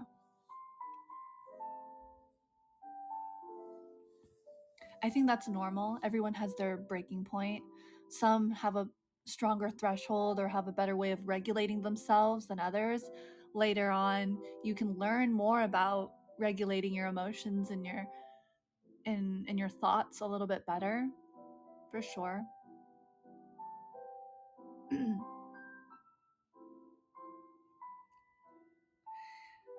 I'm just gonna skip the page 8 poem and go to page 9. Somehow you apologize when they hurt you because you started believing it's your fault. It's not. So, because of my situation, page 8 poem is now lost media. Okay, fine. Do you want me to read page 8? It just reads, for once you'd like to be with someone who feels attached to you as much as you feel connected to them. That's all page 8 is. But I thought number 9 resonated a little bit more. I'm trying to be selective with my readings. Somehow you apologize when they hurt you because you started believing it's your fault. It's not. And when other people are involved, it's hard to take accountability. So part of my process is I want to take accountability for what's happened. So I'm talking accumulatively, like I'm talking about all of the things that have happened. I'm also thinking of one specific incident more recently that's happened that's kind of gotten me in a funk as well. But I'm also thinking of like the bigger picture of like what has happened to me. What about you guys? Does that make sense to you guys? Like, have you ever just had a lot of things happen all at once and it just overwhelms your system? And I'm not just talking about like stress at work, although that can be very overwhelming, but I'm saying like family dynamics, friendship dynamics, work dynamics, all of it is just hitting you all at once. And they're not small things, they're actually very big things. If that 9 is something I feel a lot. I apologize practically for existing. Yeah. Let's unpack that a little bit more. That goes into self-esteem, having a healthy self-esteem, right? Seeing yourself in such a way that you can have integrity for yourself and dignity, so you don't have to apologize for being there. It's like things go wrong, but everything going wrong closed together. Yes, exactly, Panda. So that happened to me 1 year in 2022. I lost my cat. 7 years of a routine just out the window, gone in a blink of an eye. Well, not in a blink of an eye, in the course of like a slow degrading, like not degrading, but like a slowly devolving into grief, right? Like, it took about like 3 months, 4 months of me like bringing my cat to like the. Anyways, I'm not gonna trauma dump, but anyways, grief. Annus horribilis. Yeah, it was a lot. So lost my cat, was physically assaulted, sustained an injury that just got worse over the course of like 6 months. I was in denial about it for about a year. I started getting help like last year. So it's been 2 years. Yeah, no, I've recovered from the cat loss. Like, I grieved it. I got that out of the way. I've grieved that, but like everything was hitting. Do you see what I'm saying? So it's like one thing right after another, and some things were just happening at the same time. It was a wild year. It was like not a good year. And also welcome Autumn Fox. So good to see you. It's really nice to see you and connect with you today. Thank you so much for being here. But like when things go bad and it just gets worse, and you're just trying to float. You're just trying to stay afloat and keep your head above water. It was one of those moments. And you could just say, oh, losing a cat is just losing a cat. Like, that's usually how I feel, but it's like you lost, like, that was like my first cat too. But anyways, so right, that was grief. That's like losing a family member for me. But anyways, Shadow Unit, welcome to the stream. Shadow, it's good to see you again. I just read the whole username. Shadow, you didn't miss too much. We're doing some poetry, reading and talking about stuff. I'm still coughing up a lung, but yeah, it's good to see you. Yeah, they do become like family. Yeah, so it's like losing family, and so with that, there's a period of grief. That's been the past few years for me. It's like being blindsided at every turn by the next new problem at every turn. I also understand about the cat. I lost your boy a bit earlier and it crushed me. Absolutely, Complex Mind, yes. About that, you still taking submissions? I am. You can check my Twitter. If you want to check my Twitter, you can. Let me see. You're gonna have to scroll down a ways to post it on my marshmallow. Hold on, let me copy this and post it. I've lost several cats over the years. It's not fun. Right. The first one is always really devastating, I feel like, because you're like, I was like a new mom. I felt like a caretaker of sorts, right? I actually felt like I had a responsibility, and to just, have that just gone in the course of like 3 months as you're watching them slowly degrading, and like, what's the word? Like, you watch them slowly crumbling, and that's the saddest part. I didn't give up on my cat. I did not give up on my cat. I tried everything I could until one day I just felt like, man, I don't want your legs to get in. I don't want you to feel any more pain. Like, that's just my goal at this point, is pain management. Yeah, the deterioration. Thank you. That word was not coming to me. My brain just blocked it. Like, deterioration. Like, I was worried I was just gonna like break down crying. Yes. There was a point, and I've grieved that, so I don't need to feel any more shame about holding on to that. I think I did the best that I could, and for sure that part has been dealt with. It took me a few months to grieve that loss, and I feel like I've come to a place of peace with it. Now I'm still grappling with, for the most part, I think I've done a lot of work in terms of overcoming a lot of the different things that have been hitting me. And I mentioned to you guys about the cult very briefly. I was part of an organization, let's just say. I have no reservations calling it a cult anymore. But Ketski, welcome to the stream. Thank you so much for tuning in. I'm Poette Evergreen. It's very nice to meet you. We're reading poetry and discussing, and I'm opening up, and I'm trying to be as vulnerable and authentic as possible without trauma dumping, which is really hard because it's so easy to just, spill the beans. But I want to be respectful and hold my integrity intact as much as possible, if that makes sense. So, have you guys ever made a really big mistake? Like a really big one? I'm not saying like, oh, you cheated on a test, or maybe you did, and maybe that was a big deal for you. Or, you took the car without permission and you got in trouble and crashed it or something. Yeah? Ray says yeah? Yes? Okay. Yeah. How do you forgive yourself for that? Or how do you not forgive yourself, but how do you make yourself accountable? How do you put yourself in a place of accountability and responsibility, besides never doing it again, right?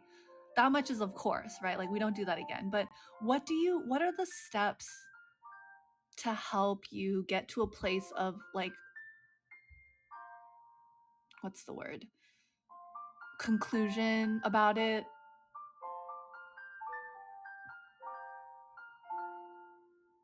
Yeah.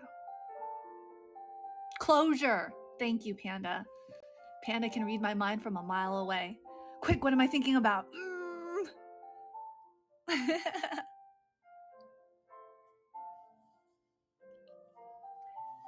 Closure. How do you find closure with that? But more so, how do you take accountability for your actions? Like, if you were drunk driving and you hit someone and you killed someone, oh, you're gonna get accountability from the law. Like, that stuff isn't gonna sit well. But like, straight to jail. I am missing so much today. The words are... You submitted yours. Sorry it took a minute. You had to do the Google Translate.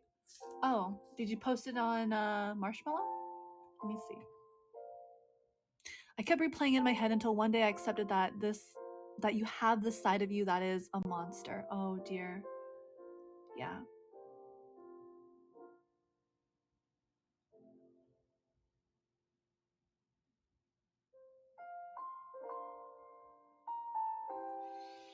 I see. Well, I don't think you're a monster. You just made a mistake. It can feel like that, though. It can feel like you're a monster, sure. Yeah. That's how I feel right now, Bayu. I feel like the villain. You can feel like a monster for a mistake, sure. Yeah. Let's just breathe. Let's just breathe. Let's just take a minute. Belly breathing. You guys still with me? Belly breathe with me. Belly breathing. Deep inhalation.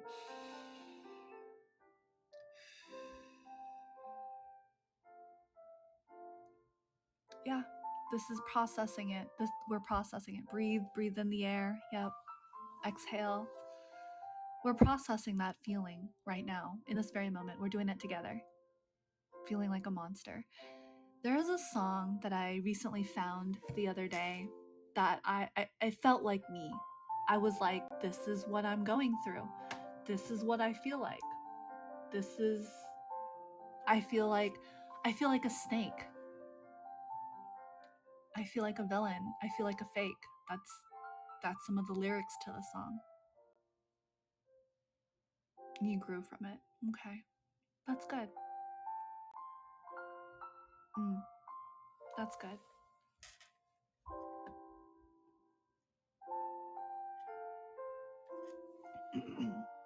You're still working on if you are meant to forgive yourself for the mistakes you made, and I feel like all I can do is be sorry and hope people can move on to better things without me like I need to step away from for both sides' sake. Yeah.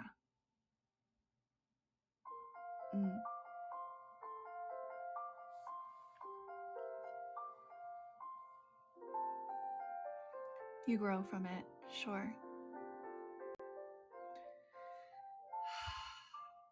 I'm finding a lot of healing just listening to what you guys are saying, getting that feedback.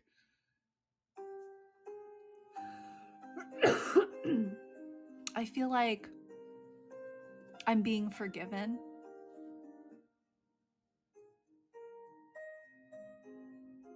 Yes, I know.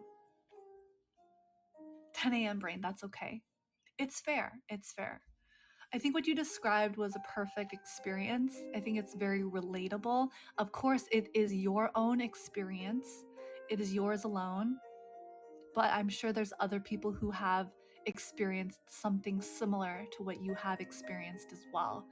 So you don't have to condemn or exile yourself, like put yourself in exile, because there's probably others who have done something similar.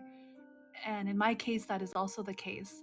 I'm not unique in what I did, but it's still wrong. Like I made a mistake. It was not, yeah. So we've made mistakes and we're trying to not make them and reduce the harm that we do towards others. Yeah. So, it's not easy, but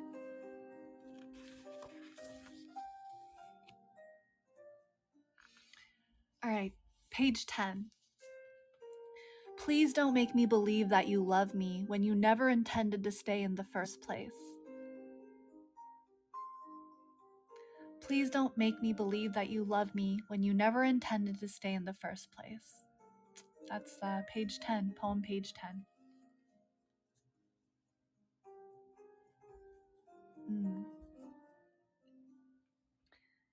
And that's just heartbreaking. Page 11, there's a swear word in it, okay? On page 11, there's a swear word.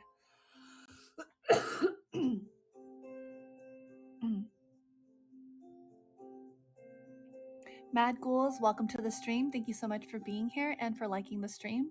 It's nice to see you again. How are you doing? Thank you for being here. Hi. Thank you. Thank you for being here. I'm just about to read a poem on page 11. It does have a swear word in it. So here we go.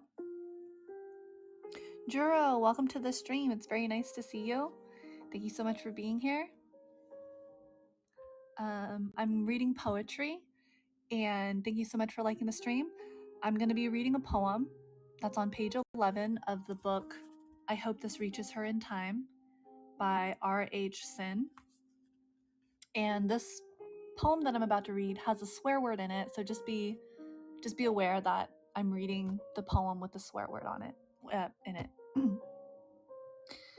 The most fucked up thing about not being sad is that sometimes you're still not actually happy. You're somewhere between the chaos and peace. Sure, you want joy, but you're expecting hell because that's what you're used to.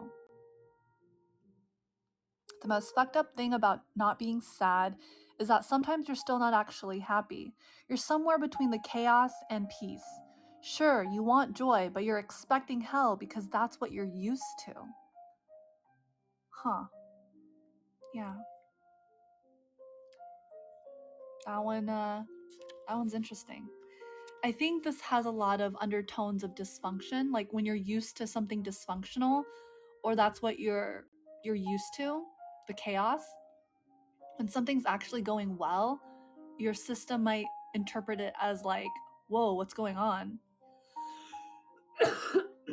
Right? Yeah. Raccoon, thank you for liking the stream. I appreciate it. This next poem is very desperate. It shows a lot of vulnerability.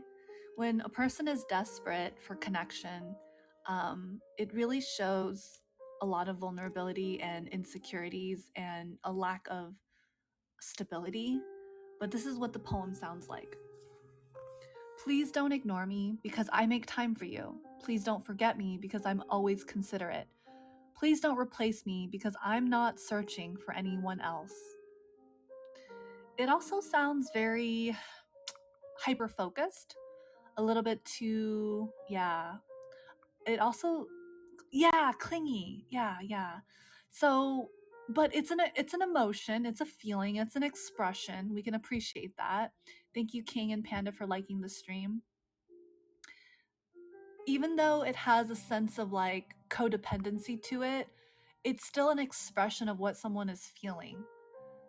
Maybe there is someone that is ignoring them when they sacrifice a lot of time for another person. Maybe they feel forgotten even though they're always considering their the other person's needs. Maybe they feel like they're replaced when they're actually the most, like, they're stable and they're always like holding down the fort, you know? Please don't replace me because I'm not searching for anyone else.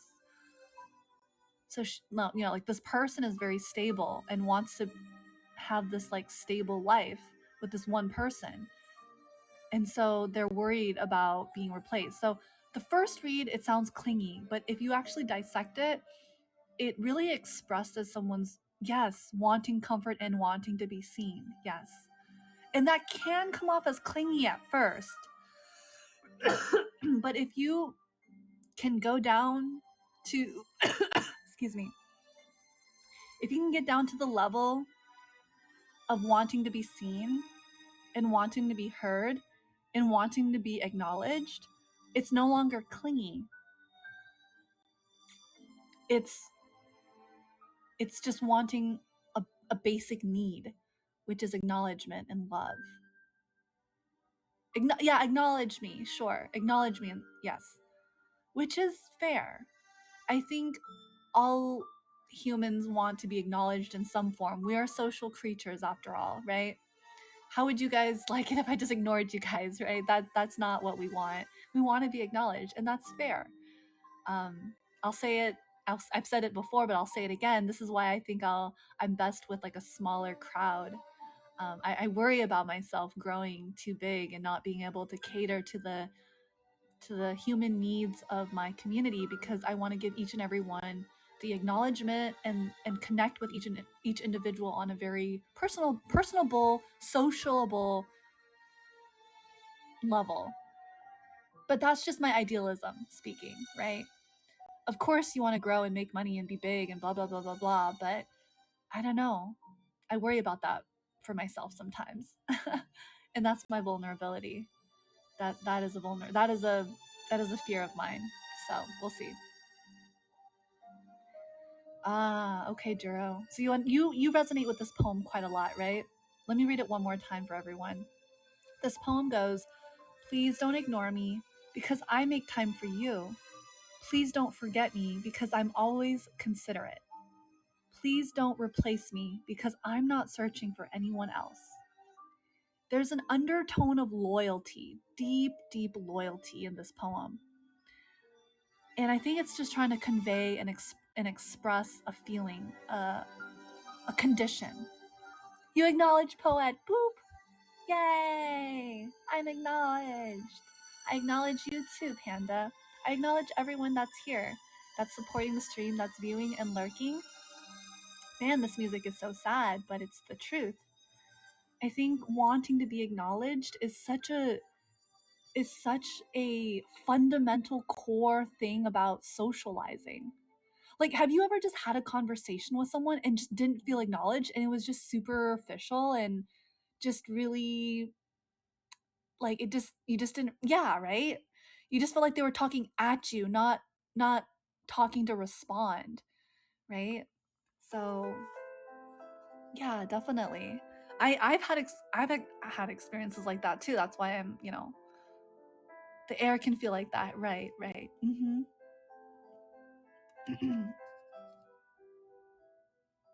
Yeah. Right, right. This is where those filler noises come into play. The yeah, that's crazy. Yeah, yeah, yeah, yeah. The back channeling. Does acknowledgement include appreciation? Absolutely. Acknowledgement does include appreciation, whether that's saying, hey, I appreciate you, a little thank you here and there. Yeah, like, hey, I appreciate you for making breakfast today, even though you messed up. I still appreciate the fact that you went out of your way to make something for me. Oh, I see that you made something that I don't like to eat, but it's just one little thing. I'll just not eat that part and I'll eat the rest that I can eat. Thank you for making the stuff that I can eat, you know? Thank you for the cup of coffee.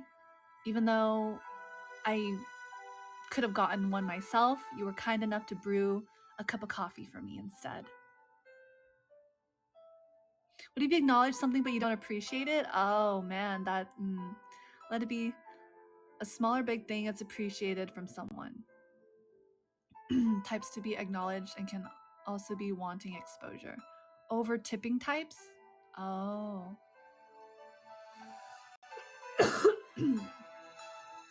I'm not sure. Like, I acknowledge your efforts, but I don't appreciate your advances. True agenda. Oh, sure.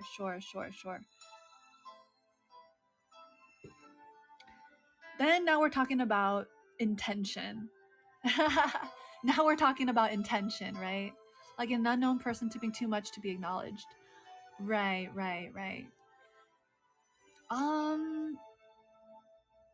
Yeah, that's crazy. Panda! So there's two topics right now. The acknowledgement through money, through wealth, and then there's also the acknowledgement and then juxtaposed with intention. So for example, like if you're going to a club or a bar and someone hits on you and you appreciate, or no, you acknowledge that they're trying to hit on you, but you don't appreciate their advances, like that, sure. Or it can be like at a cafe. You'd be at a cafe and someone says, oh, hey, tries to strike conversation with you, and maybe you can acknowledge them and be like, uh-huh, yeah, but you don't really want to like get involved. You can still acknowledge them and then just kindly decline. Yeah, that is an option, sure. If you have that level of control and run away, right? Yeah.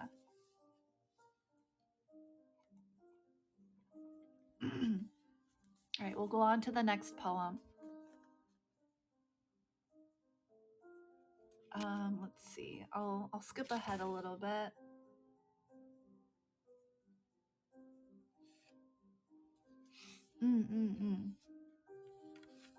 So this one's interesting. Oh, thank you guys so much for the gifts. I appreciate it. This one's interesting. This one's something to consider. The quietest of people scream the loudest on the inside of their heart. Yes, that can be true, especially when you're bottling something up. When you're bottling something up, it can feel like a storm. It can feel like there's a lot going on internally, and you just can't find the words or the space to express it in a manner that is appropriate. Donut Sue, welcome. Smooth Brain, hello. It's me, and I feel like most people. Yeah. Here's another one. The quietest people scream the loudest on the internet. Right. There's also that as well, Panda. Yes. Mm-hmm. Yeah. But Donut Sue, welcome to the stream, and thank you so much for being here. This one is really interesting. Also, Smooth Brain, hi. It's good to see you again. We're reading poetry and talking about it and really kind of trying to relate to the words in different layers and different perspectives. So welcome to my golden hour. I posted some information about what I'll be streaming about for the next few weeks, the end of this month. So I really wanted to make July a special month because it's the year of my birth, the month of my birth. And so I wanted to do a charity stream, but I wasn't able to do that due to lack of resources and experience. So what I'm doing is the next best thing, which is doing some poetry reading, which I really appreciate and like. So it's a kind of a gift from me to the community at large, but also something that I do enjoy. So the next one, page 16, is: sometimes you miss having that person to talk to, but you mustn't forget that most of the time they were never really listening. So if you ever have like a very dysfunctional relationship, right? And you like the idea of the person. You like the idea, the concept of having like a gym bae, like a gym partner. But or like you really like the idea of having someone to talk to at like 12 in the morning or like 1 in the morning, right? But the person never truly cared about you in the ways that you needed them to. So that's what this poem reminds me of. That's kind of what it captures for me.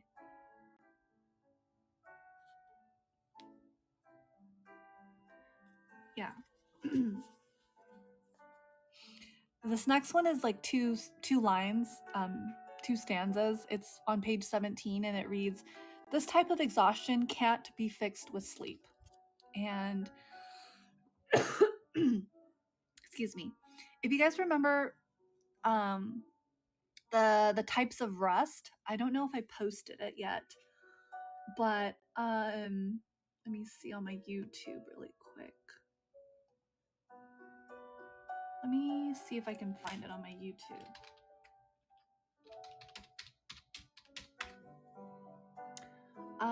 Let me see. Did I post the types of rust? Yes, I posted the 7 types of rust about 2 months ago. It's on my YouTube. If you haven't followed my YouTube, please feel free to. It's going to be YouTube. If you just look up Poette Nexas, Nexas, you should be able to find my YouTube. And let's see.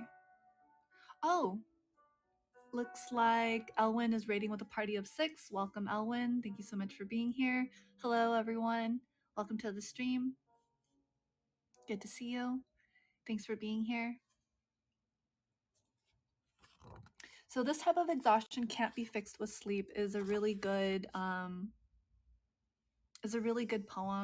that highlights the different types of rest. Lower the volume for this one really quick. Raiders, hola, hi, welcome Elwin. Thank you for raiding Mystic Knight's Twitch channel. Greatly appreciate it.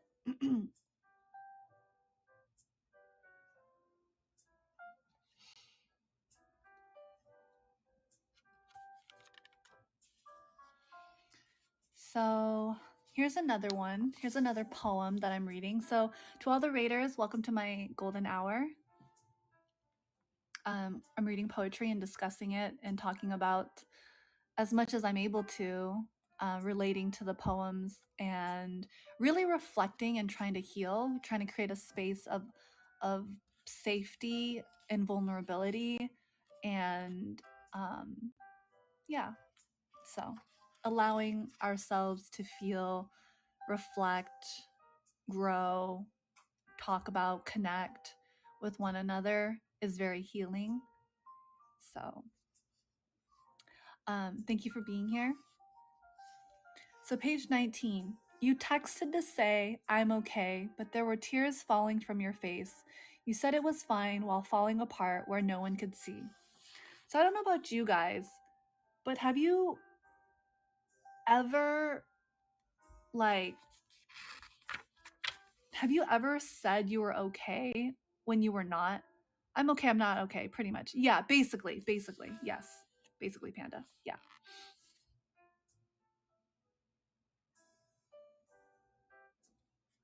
Right. Yeah, and we do that sometimes, don't we? We do that sometimes. It's okay to not be okay. Right.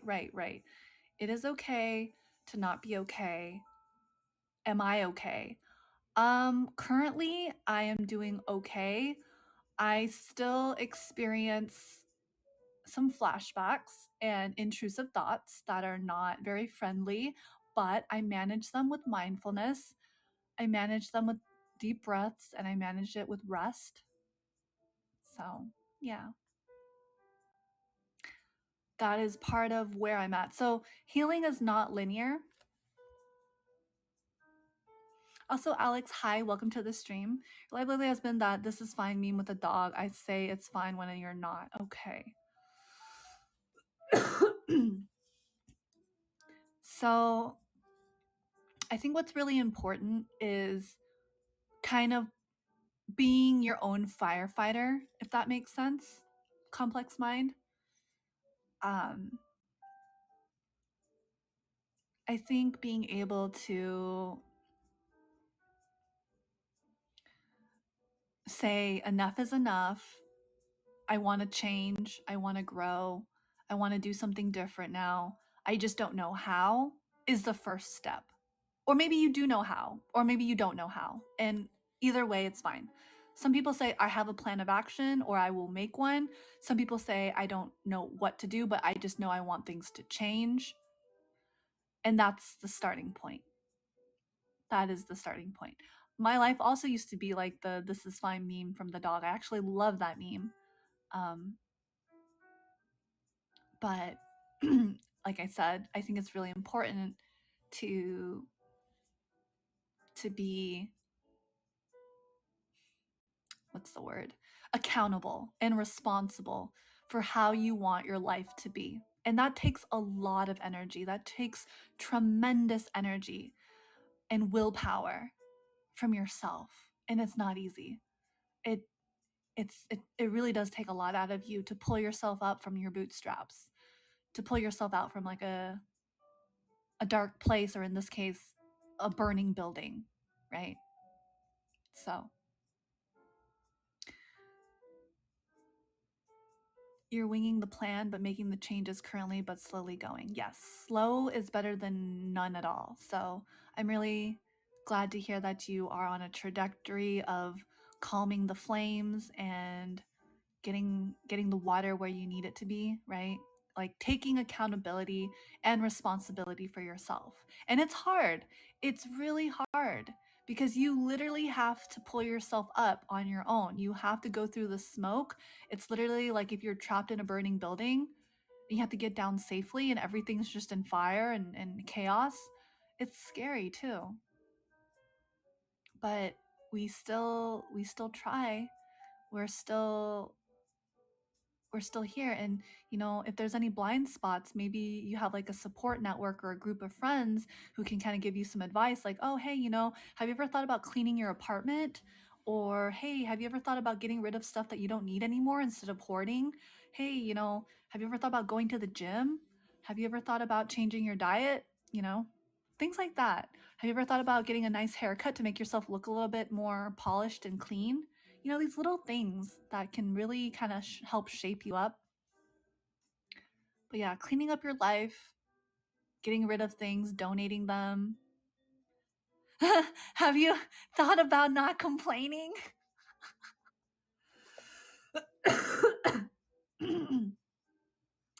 Those are things that have been said to you. Okay. And so maybe you need some help in that area.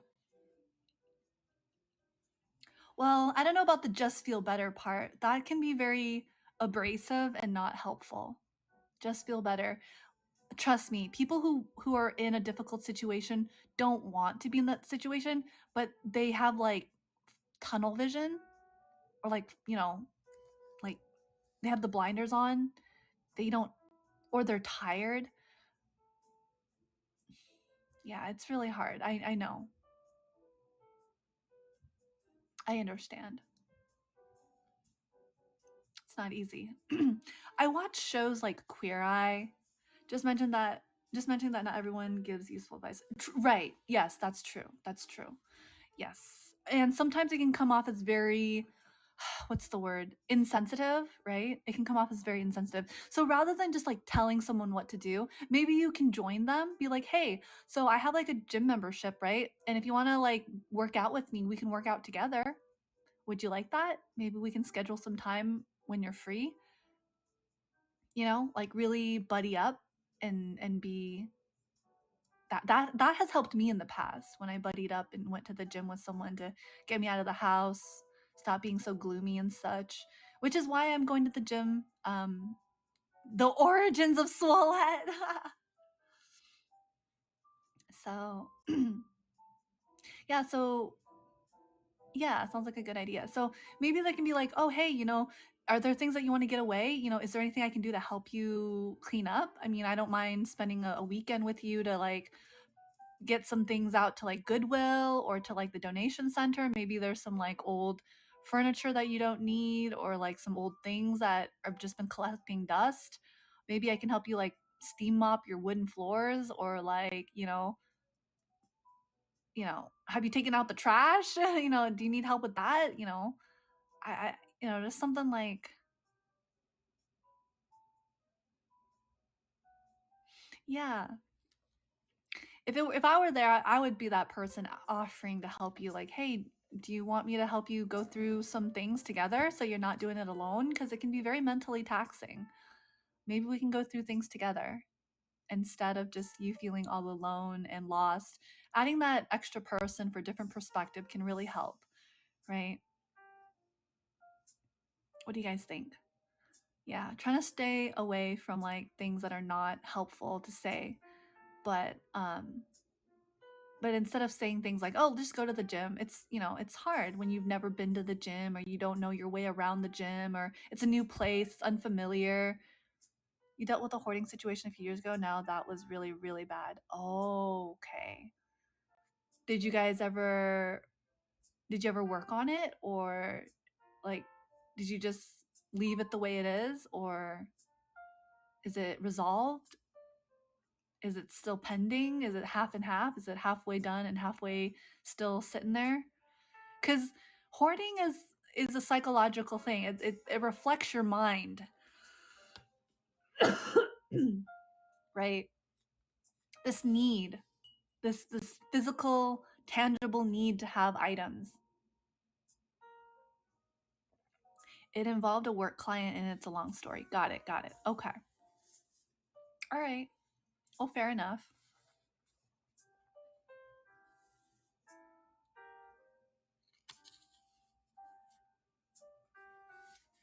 The situation is resolved. That's really good to hear. I have felt like I'm just clamoring to get too much done, so that was the reason I stepped away to work on it and cleaning your own junk up. Glad it is resolved. Okay, that's great. That's good to hear. Yeah. That's I felt like I was just clamoring to get too much done, so that was the reason I stepped away to work on it and cleaning up your own junk. Glad it was resolved. That's good. Yeah. Well, I'm glad that like there was a path through literally walls of stuff in a cramped and mold filled apartment. Oh my goodness. That is, yeah, that is neglect. That is neglect. That is spatial neglect. Yeah. There's a lot of. You wrote something, Ray. Okay, let's check it out. Let me see. I think Shadow also wrote something as well. Oh, you didn't send it in yet. Okay. But yeah, that sounds pretty intense. Sorry, that last bit was a response to Panda, but that is a bad situation. Glad it was resolved. Oh, I see. Oh, the glad it was resolved part was for Panda. Oh, okay. I thought you meant like your own thing was resolved. Okay, I see. Let's see. Ray, did you want me to start a Google form where there is no text limitation? Would that be helpful? Did you want to share it, Ray, or are you satisfied with just writing it and keeping it to yourself? What do you think? And it also involved finding a dead body. Oh, a human dead body, or like a carcass of a cat or a dog or like a rat? Like dead body as in like a human dead body, or like the carcass of a rodent maybe? Um or is that classified information? Um I'm assuming it's not a human body. I think it was just the carcass of some sort of creature, right? Like pretty much a client and her mother lived in a hoarding situation and the mother died at a oh god. Was it the mother? The mother just never woke up and was just there? Oh gosh.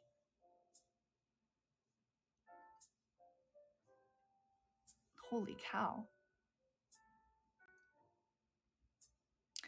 Lived in a hoarding situation, right? That is a lot. Have we found closure with that, or are we still? That sounds pretty traumatic. Yeah, I got bad. I see. I see. Lenara, welcome to the stream. Thank you so much for being here. Welcome. We're opening up, talking about our experiences without trauma dumping, but just sharing in the appropriate manner. That is a natural flow of conversation. And we're reading poetry as well. oh dear. My goodness. So Raymond, I'll probably create that Google form tomorrow. Create the Google form for tomorrow. Azuki, welcome to the stream. Thank you so much for being here. I see.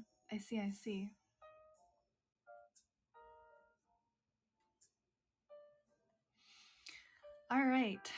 So, and just like the natural course of conversation, this is getting a bit out there.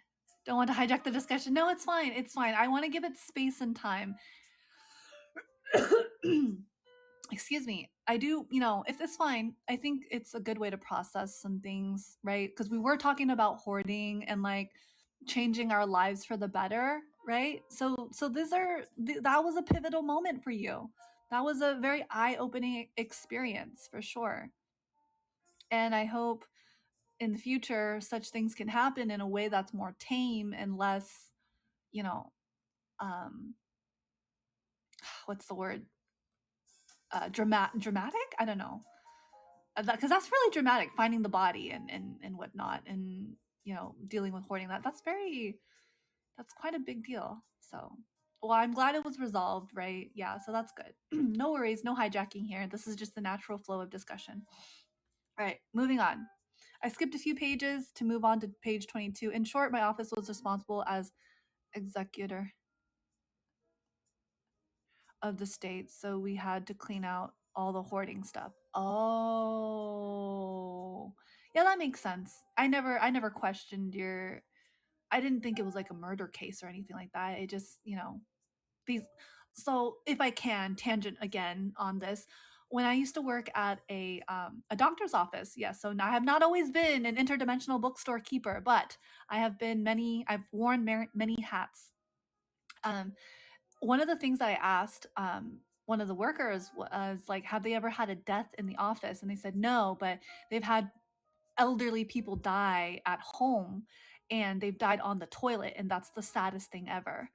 Because there was this old woman who was like on the toilet, and she died on the toilet, and no one found her. And then by the time they found her, there were ants and bugs and everything, and she was already decaying. Yeah, and it was just all, so it's like the saddest thing ever, to die like that. So that's yeah, yeah, that is not the way to go.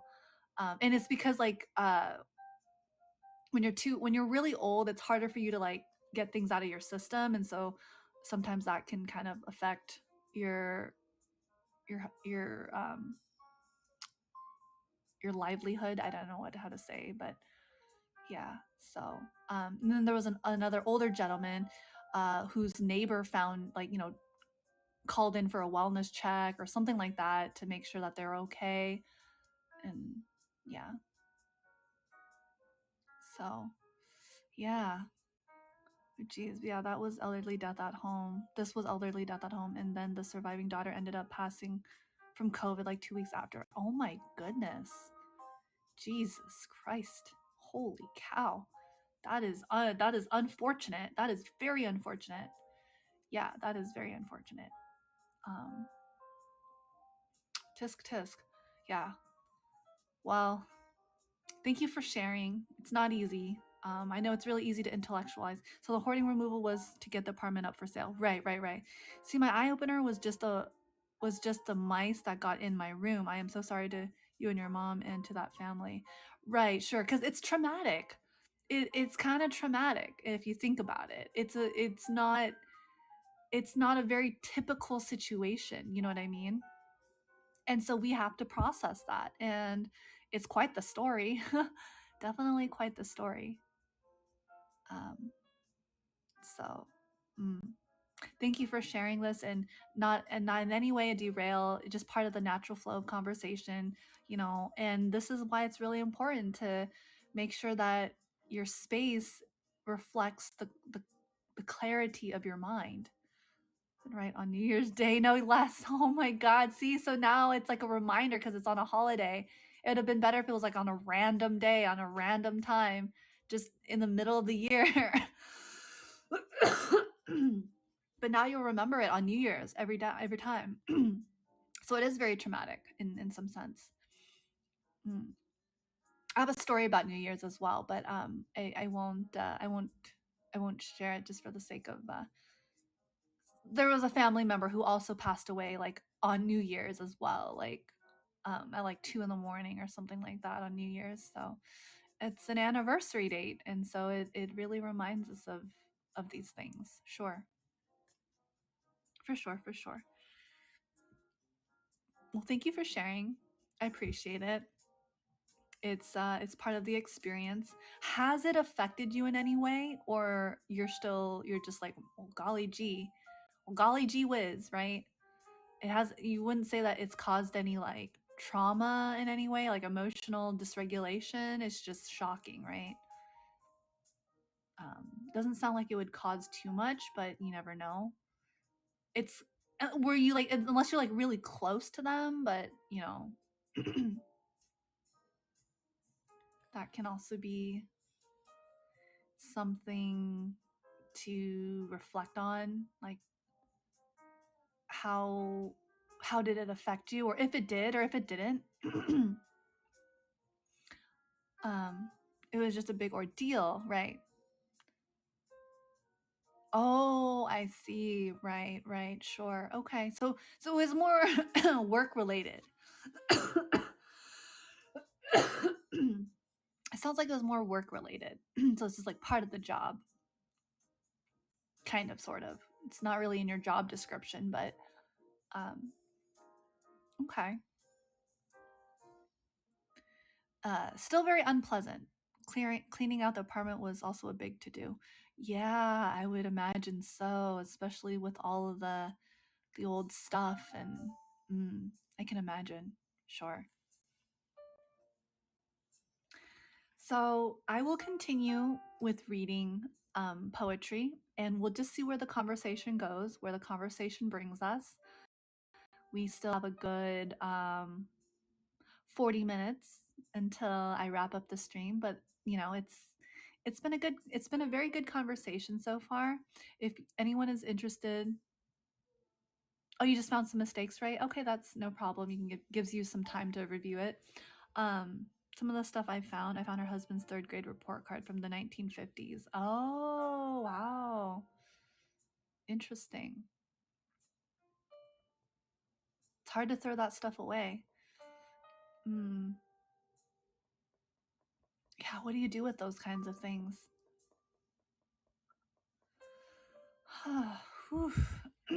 That's a different type of processing that needs to happen.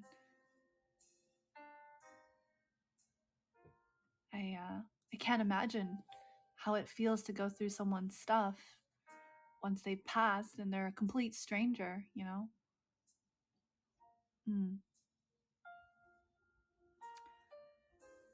In retrospect, it's pretty sad because this stuff all represents history and it's like all forgotten. Right, right. Yeah, yeah, yeah. Isn't that wild? Huh.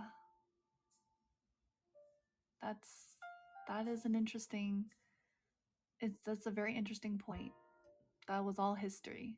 Um, it was someone's life. It was someone's experience on this planet while they were here, and because we don't have like a direct connection to them, it's just gone.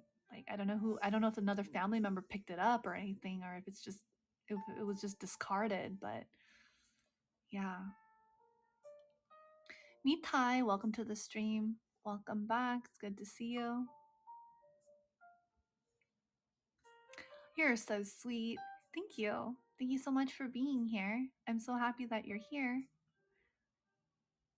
Because there were no relatives stateside, there were no children, no siblings stateside, and yeah, it was pretty much discarded. Jeez.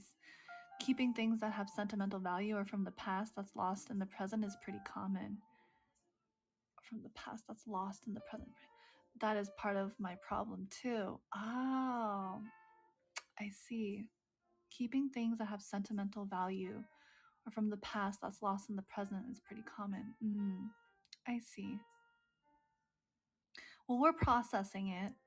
We're processing something. I don't have the words to describe that feeling of fear and terror of being forgotten. That sadness, really. Yeah.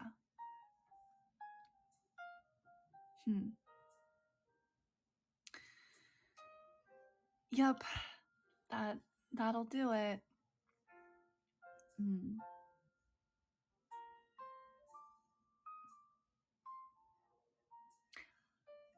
I hear you guys. I really do. Do I have the right words to say? I am big hug poet. Oh, thank you. Yeah. Big hugs to you too, Mitai.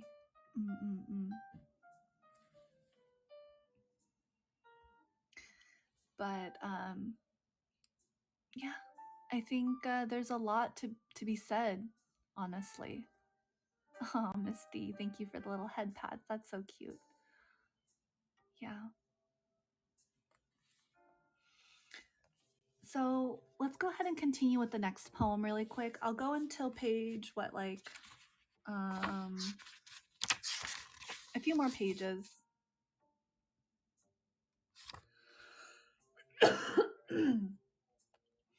It's hard wanting someone to know something that you don't want to tell them. That's obvious. but it captures something. This is actually my problem right now. It's hard wanting someone to know something that you don't want to tell them. That's my problem right now. I want you guys to know something about me, but I don't want to tell you. So that therein lies the problem, right? Therein lies the problem. So, yeah. But that's what we're working towards, is talking about it and being open to expressing ourselves in any way possible, shape or form, through poetry and prose, right? Here's another one which kind of hits home. They love you when they are lonely, and that love will never be enough. They love you when they're lonely, and that love will never be enough. I'm Vagu streaming. Cillian's welcome. Understood, but no judgments either, right? Cillian's welcome. That one does hit home, right? They love you when they're lonely, and that love will never be enough. Yep.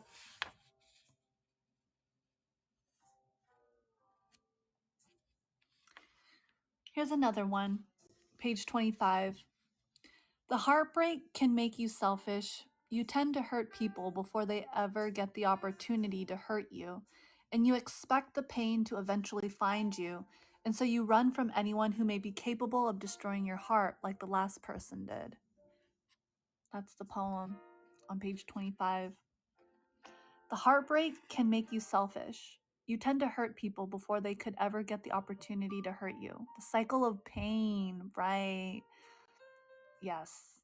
You expect the pain to eventually find you, and so you run from anyone who may be capable of destroying your heart like the last person did. Yeah. That literally happened with my last relationship. That sounds like you. Aw. Yeah, me tie. Complex mind, right? Right. Here's an interesting one. This is kind of an analogy of like what it means to like give someone like vulnerable, like be vulnerable towards someone. And it goes like this. Caring for someone means handing them a knife and hoping they never cut you. And this is what scares you the most, because your scars are symbols of how often you've had to survive being with the wrong person. Yikes. Caring for someone means handing them a knife and hoping they never cut you. And this is what scares you the most, because your scars are symbols of how often you've had to survive being with the wrong person.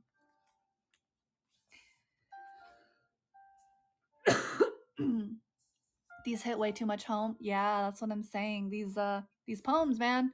I mean, doesn't even, you can also think about it outside of a relationship as well. It can just be what it means to care for someone, and being vulnerable is like, I'm giving you the power to hurt me and praying that you don't hurt me, right? That's what it's basically saying. So there are no tomorrows when you're with the wrong person. It's like the future pushes itself further away from your grasp, and the love you say you want dies slowly in the distance until you give it life by letting go and moving on. What are you gonna do? Stab me? Quote from Man Stabbed. Yeah, right? There was no more light in our star, and it took several nights to realize this. Page 29. They'll apologize once they get caught. They'll beg for a second chance, a new opportunity to find new ways to hide all the things they'll always do behind your back. I don't know if I like that one. Maybe if you're in a really dysfunctional relationship. Are these poems all focus on toxic relationships? So I'm not sure, Cillian, if they're all focused on toxic relationships. I think just these ones are. Let me skip ahead to the next bit. Let's see. There's some that's about like self-esteem and feels the resonant chi from these poems. I just feel like they're able to convey an impression really, really well. Like you read it and you like know exactly what they're talking about. Oh, I see. No worries, Cillians. I'm reading from a book. It's called I Hope This Reaches Her in Time. You can actually, if you want to, go to my Twitter if you have a Twitter. It's going to be Evergreen Poette. And I've made a post, several posts actually, about a poetry series that I'm doing for this month, for the rest of this month, as a way to like highlight and honor healing and trying to make the month of July a special month for myself because it's the birth month. It's my birth month. So I will go ahead and repost this. Let's see.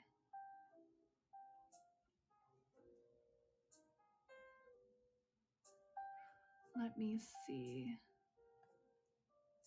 Choo choo choo choo choo.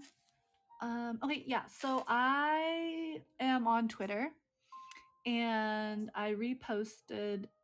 I see. I like that of using streaming to remote party, so that's why I clicked into your stream. Oh, so did you find out about my stream through Twitter? Because my stream title is just a bunch of heart emojis, colorful heart emojis. It's like blue, green, yellow, or something. It's like blue, yellow, green hearts. So, yeah. I love the chill vibes here. I really appreciate you. Thank you. I just logged into the AniLive app and saw your username on your homepage. Oh, I see. Interesting. Right. Okay, I see. The chill music is cool too. Thanks. It's pretty chill here. Yeah, you're always welcome here to just chill and vibe. We talk about a lot of different things. Today's just a little bit more structured. Actually, the next few weeks will be very structured like this. I'm being restreamed on Twitch right now, and you can always check it out there as well. But yeah, welcome back, Complex Mind. Let me see. This one for will never be brave enough to love you back. This one's really interesting. I feel like this poem, this really short poem, a lot of these poems hard to find literary streams. Oh, is it really? Yeah, okay. Yeah, we're also trying to talk about the poems, what it invokes in us, what it brings up in us, what it reminds us of. Like, so excuse me. I also have a bit of a cough, so I'm trying to get over my coughing. But yes. Page 33. You have spent too much of your time wondering whether or not you are good enough, and not enough time realizing that the person you're fighting for will never be brave enough to love you back. That is really something. Return of the cough, indeed. Ever so slightly. But what do you think of this poem?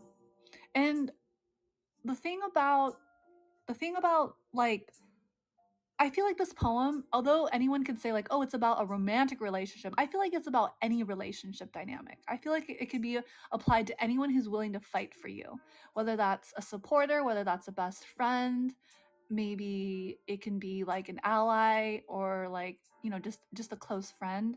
You have spent, and so I feel like this poem is also about self-esteem and like relationships that are not only romantic, but it could be romantic if you want to see it that way.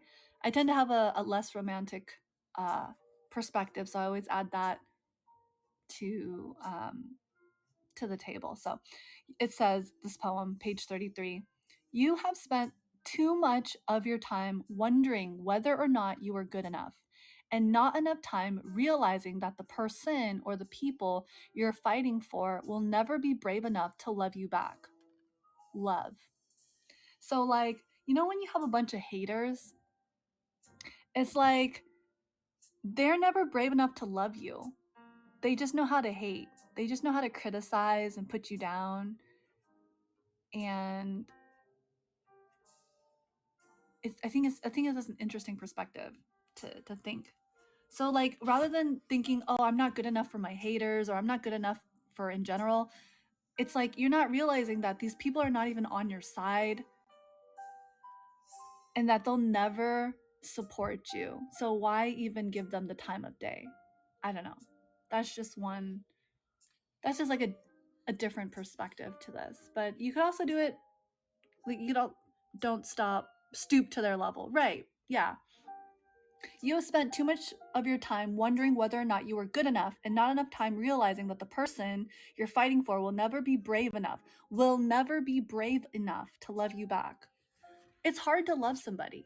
It's hard to care about somebody, as we have talked about this entire time. It's through these poems. It's really hard to love somebody. And I don't mean romantic love. I'm not only strictly speaking about romantic love, I'm also talking about platonic love. And I'm also talking about like a universal agape love, right? There's actually different types of love besides just romantic or romance and like sexuality, right? Like for example, I have agape love for each and every person who like visits my stream, and I love you dearly, very platonically, right? Like very very wholesomely, not in a like, oh, I want to like blah blah blah blah blah whatever, right? That's not, no. So there's like this universal, there's like this humanity love, right? Like this love for humanity or love for the fellow man. Panda's like, it's so over.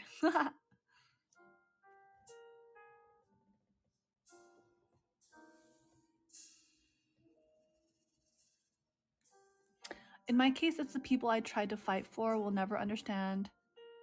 I'm how hard you really tried to fight for them or understand you in general. Right.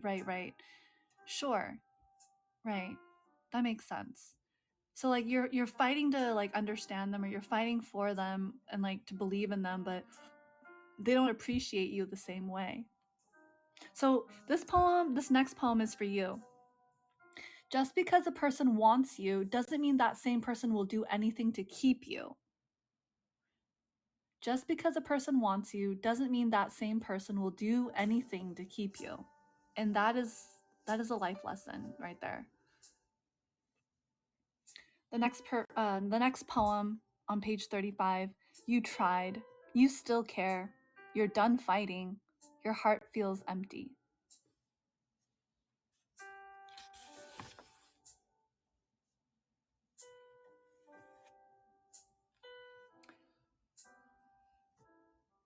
You tried, that's it, that's the poem. No, it's like you tried, and then next line, you still care, the next line, you're done fighting, the next line, your heart feels empty. That's it, that's the poem. Yeah, it's a book of poetry. All right, page 37, I'm skipping ahead. It's so easy to feel forgotten, somewhere lost behind the noise, gasping for understanding, shouting things that no one seems to comprehend, constantly screaming, but you are invisible now, still fighting to be heard, at war searching for peace. This one I really like. I really like this one. It's so easy to feel forgotten, somewhere lost behind the noise, gasping for understanding, shouting things that no one seems to comprehend, constantly screaming, but you're invisible now, still fighting to be heard, at war, searching for peace. This is how I feel about with social media. This is how I feel about social media. Social media moves so fast, it's easy to feel forgotten. You're just lost behind all this other noise, right? You're trying to look for like understanding, and you're tweeting or like doing social media things, and then no one seems to really get it or understand. So you're constantly screaming, like texting or messaging things.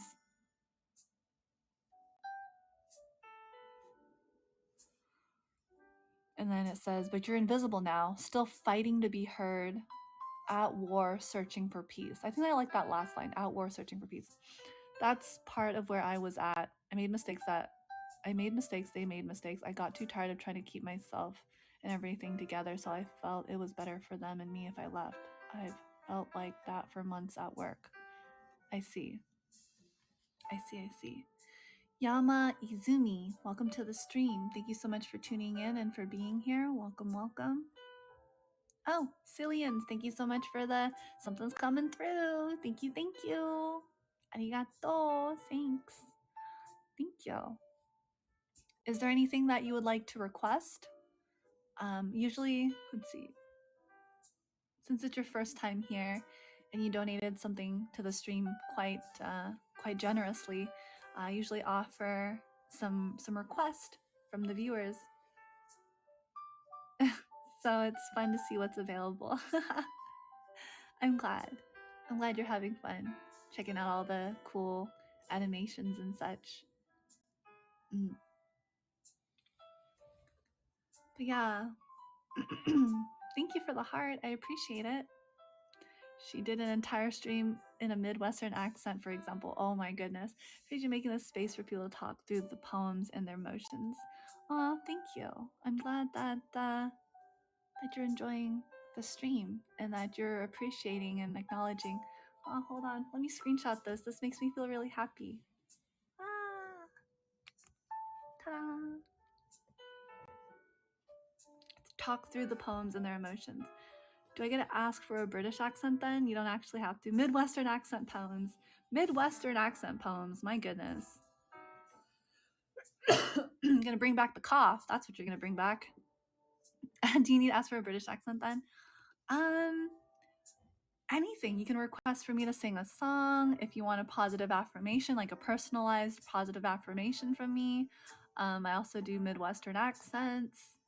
Always time for poetry. Let's go. I'm so glad you guys are enjoying the poetry and the discussion as well. We're having quite a good discussion about different different components and different aspects of the poem that brings up different things for different people.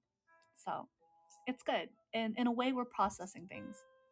It's been nice talking about things, even though I'm also new, and the poems are definitely hitting home. Okay. Well, I'm glad that you're enjoying the poems. Again, I posted it on my Twitter.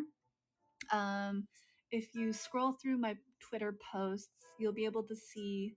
Let me see.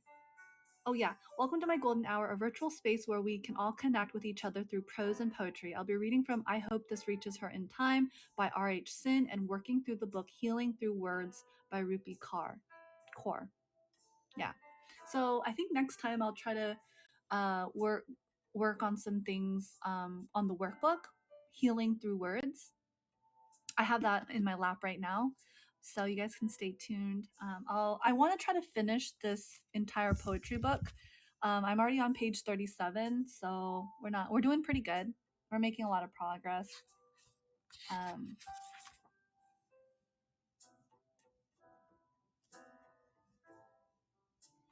So these next ones, these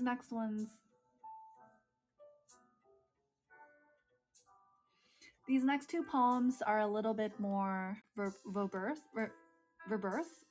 Yeah. Oh, Jays, welcome. News drop. Welcome to the stream. It's good to see you. Let me see something. Close this. Verbose is what the word I was trying to say. Verbose. Android Fest is almost over. That is true. I will be back tomorrow, same time, same thing.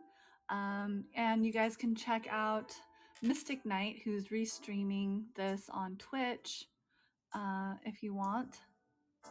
Send it right. Can't find how to translate the page. Let me see something really quick. It looks like Ray might have sent a marshmallow in. Let me see if I received it. I don't think I received it. Let me see. Where is the marshmallow link? Let me see. Copy. Paste. Bam. But yeah, Android Fest is almost over. That's true. Cillians, welcome back. Okay, so I'm gonna read this next bit. Bear with me. It's gonna be quite a bit. Okay, page 38. I could feel myself shrinking beside my need for you. Somehow the love I'd invested into our relationship began to outgrow and overshadow the love I should have cultivated for myself. And so it shouldn't have come as a surprise that when you left, I felt so fucking small. Oh, I didn't see that curse word, but there's a curse word there. This one's really interesting, I think. This one is a very interesting one. I just want to put a pin on it. The next poem on page 39. Poette cursing. Ah, let's go. No. Yeah, that's the poem, but that is the poem. That's how it is. It's expressing, again, a lack of acknowledgement, a lack of being seen and felt and heard and loved in the right ways.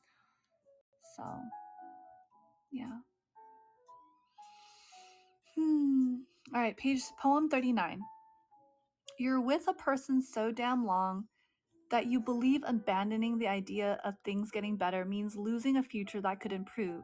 And so you just stay there despite the breaking of your own heart, hoping that it'll be worth it in the end. But the truth is, sometimes it's not.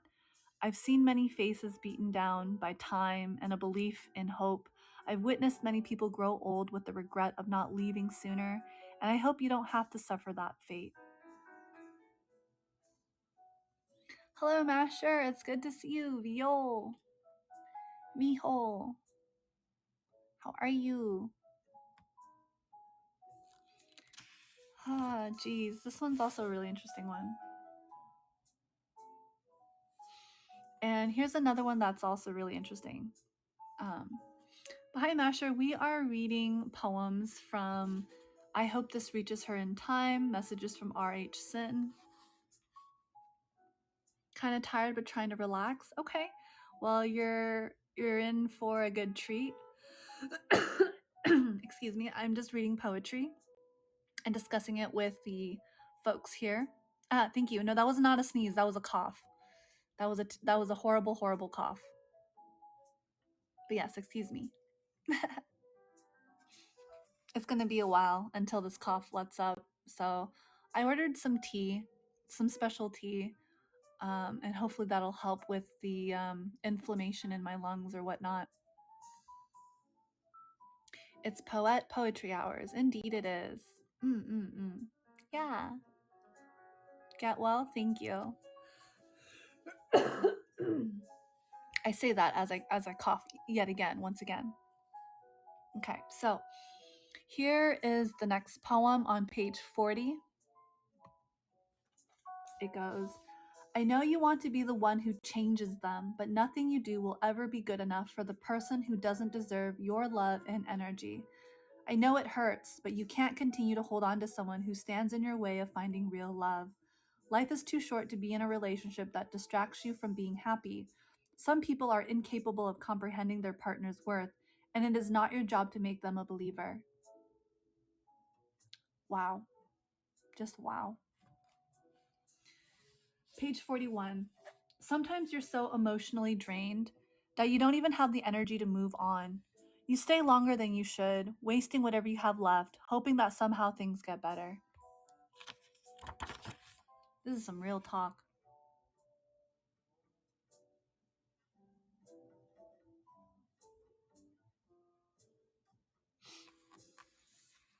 Page 43. You get hurt so often by fraudulent people, and this is when you finally realize that real is rare. Wow. I feel like I'm reading a fortune cookie. You get hurt so often by fraudulent people, and this is when you finally realize that real is rare.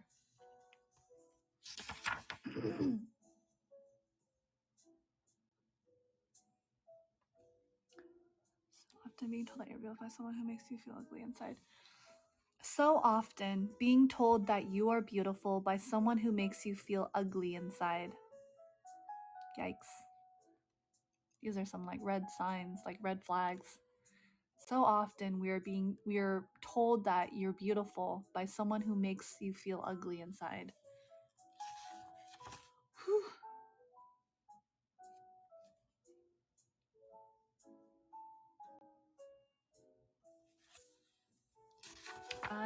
am processing all of this. I'm looking ahead and trying to see which ones are appropriate.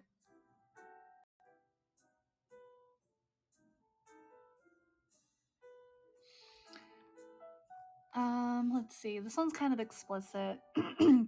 Poem number 49. There's a difference between waiting for the one and waiting for the person who keeps hurting you to become the one. Don't waste your time. KB, welcome to the stream. Let's see, KB. Nope.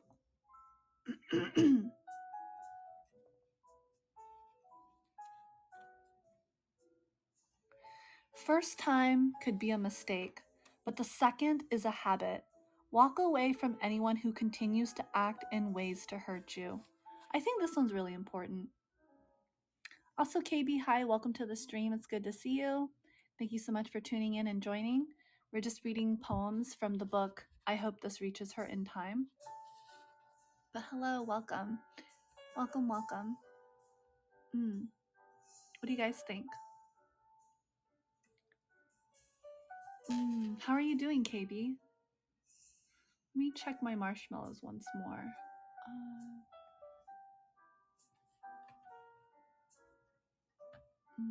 Oh.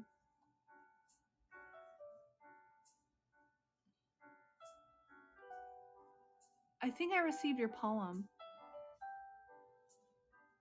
Or I received a poem. I received like 3 poems.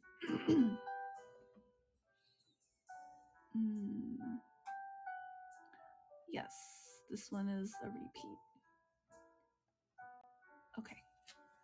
So yeah, I think I received a pen from Enric Lin. Enric Lin. I think I spammed the button. Oh, that's okay, Raymondo. It's okay, Ray. Did you want me to read your poem, Ray? Would you like me to read it?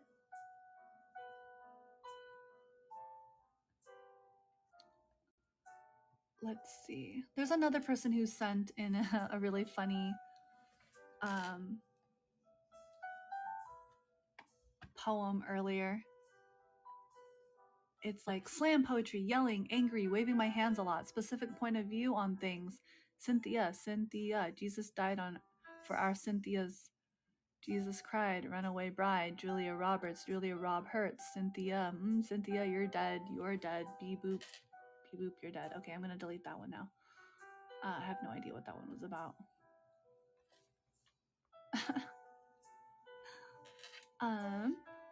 All right, let's read the poem that Ray sent in from Twitch.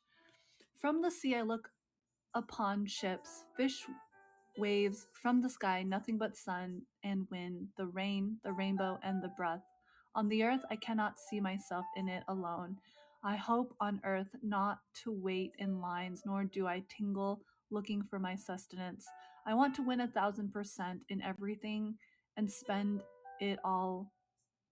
I want nothing more than the impossible. I, who modesty aside, fill the world, the largest and least edible fish, wage war on half the world in peace, and the other half, indestructible plague of the poor, horror of the vagabond. Interesting. Oh, someone sent this in about 2 hours ago. I believe that illness serves as a reminder to appreciate what we have and to live thoughtfully rather than recklessly. No matter how much wealth we accumulate, it means nothing if we all fall ill. I've come to understand that life is inherently without meaning unless we strive to create that meaning ourselves. This is why I aim to make a positive impact on others' lives and strive to be a good person. I really like this. Whoever sent this in I really like this.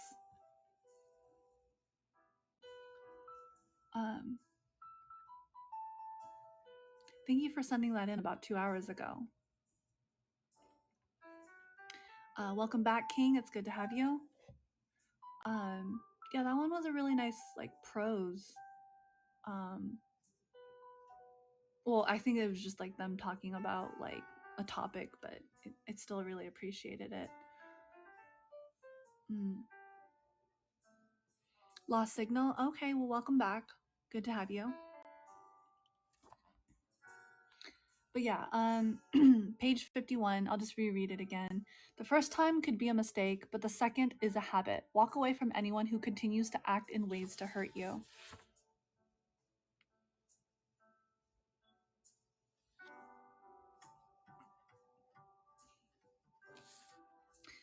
Page 53. The joy in your heart was not meant to be shared with someone who wants you to compromise being happy. That's really interesting. I wish I had more energy to give myself after wasting these years on you. Yeah, that one. The previous one, page 53, was a good one. The joy in your heart was not meant to be shared with someone who wants you to compromise being happy. Yeah. Lots of these next few poems have a lot of like the F-bomb. I think I'm gonna skip some of these. Lots of F-bombs. Jeez. Oh, here's a little better one. We skipped all the way up to page like 65. So, drops of rain on windows. The city looks like you. As melancholy fills the streets, the chill in the air feels like your breath, and the weather resembles everything that sits within your soul. You are cold at times, numb. You run from the feeling of it all. Sometimes you simply walk, but either way, it all catches up to you like darkness consuming light. And you are once more reminded of all the things you forced yourself to forget. Aren't you tired of this shit? The constant struggle, the feeling of loneliness while lying next to the one who promised to love you but never kept their word, waiting for change, afraid to accept that it won't get better. Now this one seems more like a poem. This one seems like an actual poem, honestly. Let's see. But yeah, Ray, I read your poem and it was pretty good. It's pretty interesting. Let's see. I think we should stop on page 65 and I'll put a bookmark on it. And I just want to kind of wrap up with you guys and chat a little bit more. I'll put the book down. The book is down. Okay, put the book down. You clicked the button like 100 times. Oh, it's okay, Ray. I only got like 3 of them, so it's fine. But yeah. So, can you guys believe it's been a lovely 3 hours together? We have made it. That wasn't so bad, was it? We mostly talked a lot about, well, we talked a lot about a lot of different things actually today. So I was able to be vulnerable. I was able to process some of my own emotions internally with you guys, whether I outwardly talked about it or not. I was still able to share a little bit of my inner dialogue. Mel's, welcome. Guilty, hello. Welcome to the stream. Let me see. Guilty, welcome to the stream and welcome to my AniLive, I don't know what you want to call this stream. It's just a really chill place to be right now. But yeah, let's do our hourly check-in. How is everyone doing out there? Are we good? We read a lot. We read up to page 65. I did skip a few poems in the book, but I think, let me see. We're like less than halfway there. We're like a good quarter. I feel like we're a quarter of the way there. If we continue at this rate, we'll probably be able to finish this poetry book in like another 2 or 3 days. So yeah, let's see. Let's see. So King, if you're still with us, did you have any requests for being the top supporter? We are poeticized back and forth. Yes. Cripheads, welcome. Welcome to the stream. Sorry for my cough, excuse me. sound like an old man dying in the background. Yeah, King, if you're still around, if you're still listening, did you have any requests for today's stream? While I'm acknowledging the folks who have been supporting or have been supportive.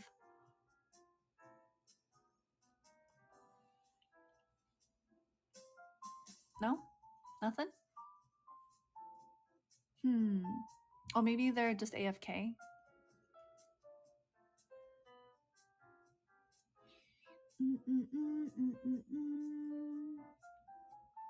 Too busy eating. Oh, right. Yeah, they're probably still eating. Yeah. Okay, well, I'll just ask them next time. Panda, did you have any requests? Maybe positive affirmations or anything like that?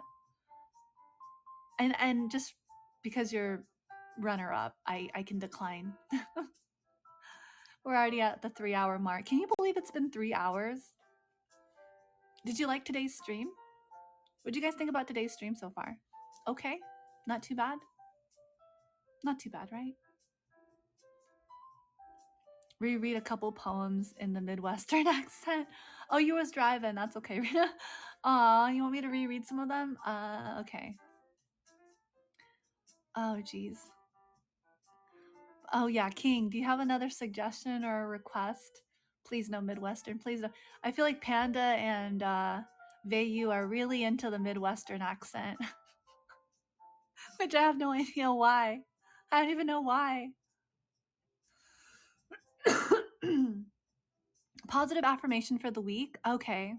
No Western accent? Okay, thank God. For the week, Mr. Peanuts 42, welcome. Welcome to the stream. Let's see. Poetry with Midwest accent? No, no, no. Hello there, how are you? I'm doing well, Mr. Peanuts. I've been streaming for a wonderful 3 hours, and I'm wrapping up with giving the viewers something that they want, and I'm gonna start with a positive affirmation for the week. So let me see. Let's see. Today is the 14th, and then this week. What should I say about this week? Is there anything in particular that you would like? Okie dokie. Yeah. How are you, Mr. Peanuts? Is there anything in particular that you would like to me to talk about specifically as an affirmation? Like, I don't know. Lone Wolf, welcome. Did you read Marshmallows yet? I did read Marshmallows. Let me just refresh it one more time. Oh, there's another one 2 minutes ago. Oh, Lone Wolf, it's so good to see you. Hello, hello. Hi. But yeah, I see a new marshmallow that was sent in about 2 minutes ago. I'm well, thanks for asking. I'm pretty new here, so I wouldn't know, honestly. Okay, that's fine, no worries. It's good to see you, Lone Wolf. How are you doing? It's been a while. Yeah, it has been a little bit. I'm doing pretty well. I am wrapping up my stream. It's been a good 3 hours. If you are interested in the first like hour or two of the stream, you can check it out on Mystic Knight's channel. Lone Wolf is like dot dot dot dot dot dot dot dot dot. I missed so much. Yeah. Let's see. Yeah. No, don't commit nothing like that. You didn't fail me. I think there's some time zone differences, aren't there? Aren't there some time zone differences, like timey-wimey shenanigans? Yeah. That's okay, Lone Wolf. You can always catch the restreams on Mystic Knight. We'll have it. You know Mystic Knight, right? Do I still get a forehead kiss though? You'll get a forehead kiss. Mwah. Yes. Okay, good, good. Very good. Right, there's your forehead kiss. Let's go. Because why not? I still need to give a positive affirmation for the week. So I'm still thinking. I'm still trying to like figure out what to say for the week because I don't even know. Let's see, positive affirmation for the week. I hope that the week goes well for everyone. I will continue with healing, soul searching, reading poetry, working on that workbook, Healing Through Words, and let's just get through every moment, one step at a time, one moment at a time, together. Skyro, welcome to the stream. I'm in the middle of my positive affirmation. Oh, Panda, thank you so much for the burger. I was just fulfilling King's positive affirmation for the week. Please don't tell me you have a request for me. Talk about the efforts of a daily VTuber and how you do your daily streams, I guess. Reading poetry, you say? Reread a couple poems in Midwestern accent. Okay. All right, let me see if I can do this. I really like this last one. Okay, let me see if I can do this. Drops of rain on windows. The city looks like you. As melancholy fills the streets, the chill in the air feels like your breath, and the weather resembles everything that sits within your soul. You are cold, at times numb. You run from the feeling of it all. Sometimes you simply walk, but either way, it all catches up to you like darkness consuming light. And you are once more reminded of all the things you force yourself to forget.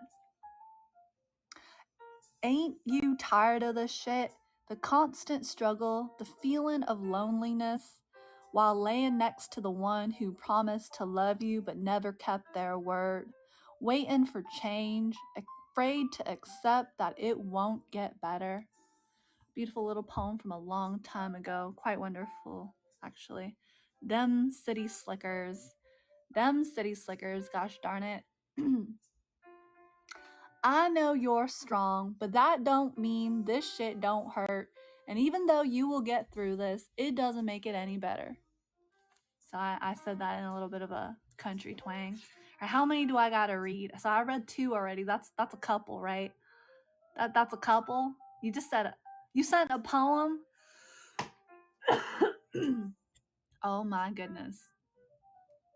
I'm already coughing. All right, you sent a poem in my marshmallows. Is that it, raccoon? You know, now I can't get this accent out of me. That's why I didn't want to do the accent. Okay, hold on. Let me check my marshmallows. Oh, gosh darn it. Praise the Lord. Praise your...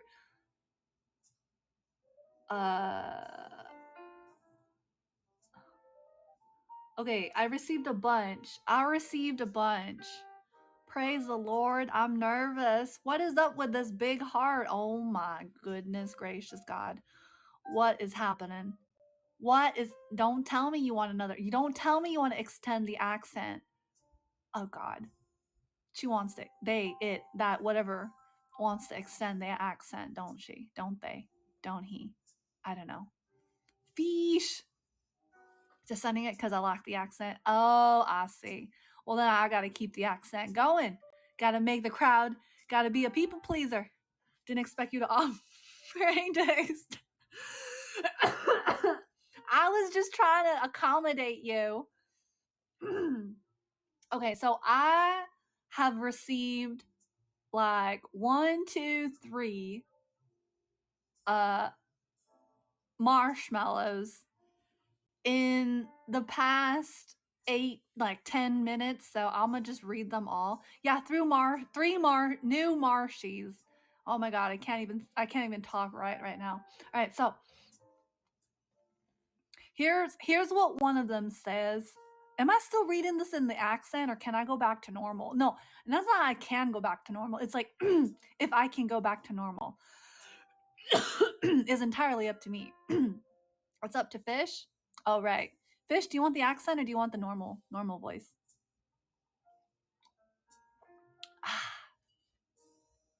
Yeah, we got 3 new Marshies. Do you want me to read them in the accent? I don't even know if you can understand me in the accent. What do you think? Oh, what happened to the fish?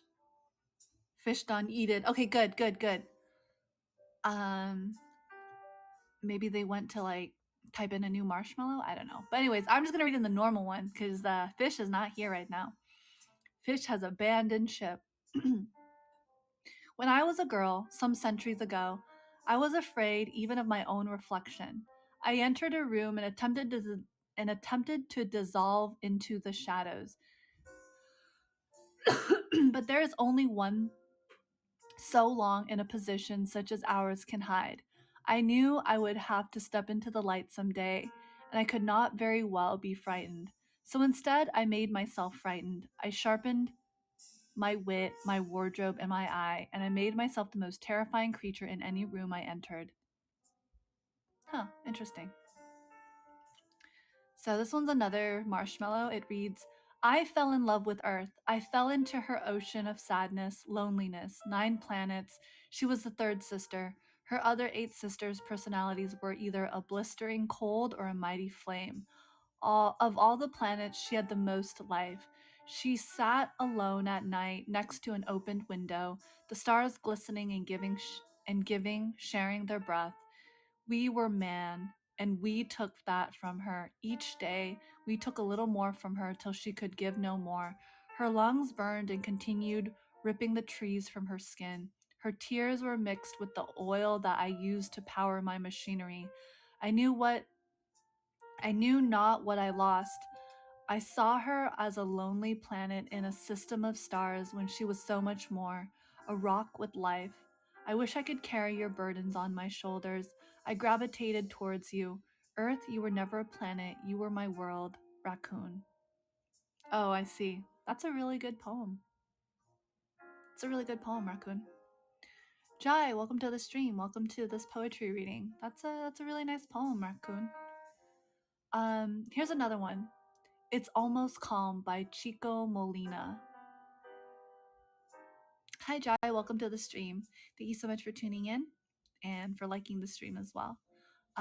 So this is a poem someone sent in. It's Almost Calm by Chico Molina. It's almost calm. The wind must sing beyond the clouds. It is the time when the apples fall without knowing why. I like that one. I like that one as well. Thank you for sharing that, whoever did. Panda burrito. Whoa, let's go. Yeah, no, this one could use a little bit of editing, but it's still really, really nice. Raccoon, that one's a really good poem. I really like the part about she sat alone at night next to an opened window, the stars glistening and sharing their breath. We were man, and we took that from her. Each day we took a little more from her till she could give no more. Her lungs burned, and I continued ripping the trees from her skin. Her tears were mixed with the oil that I used to power my machinery. I really like that imagery. There's a lot of imagery there. Especially the her tears were mixed with the oil that I used to power my machinery. That one was a really good line. So good job, Raccoon. Thank you for that. That one was good. All right.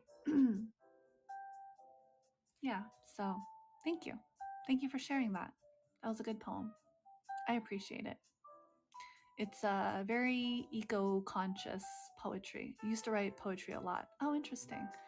Nice. You could do like a book of poetry, like theme it based off of nature and such. That'd be really nice.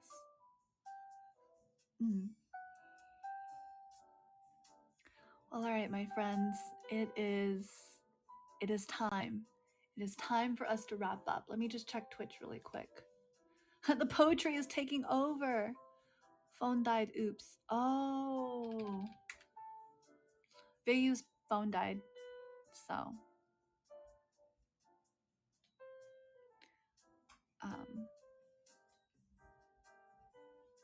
LOL, yeah. I'm actually just wrapping up. I read like 2, 3 other poems, but without the accent, because you were not here to enjoy the accent. So, I mean, what's the point of like speaking in an accent if there's nobody to enjoy it? Gobibs, welcome to the stream. Anyways, I better wrap up.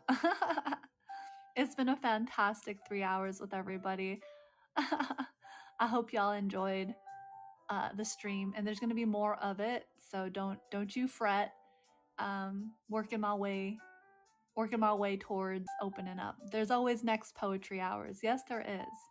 Yes. You're very welcome, everyone. Thank you so much for tuning in. I really appreciate you guys being here and supporting and enjoying the poetry and enjoying the conversations that I've truly enjoyed the conversations we've had, and thank you for being here. I'll see you guys tomorrow, same time. I'll start at 6 p.m. Pacific Standard Time. And yeah, thank you for the hearts, and it's so good to see you guys.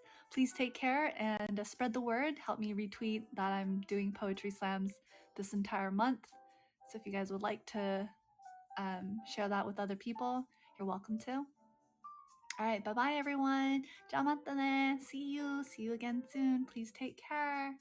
Bye.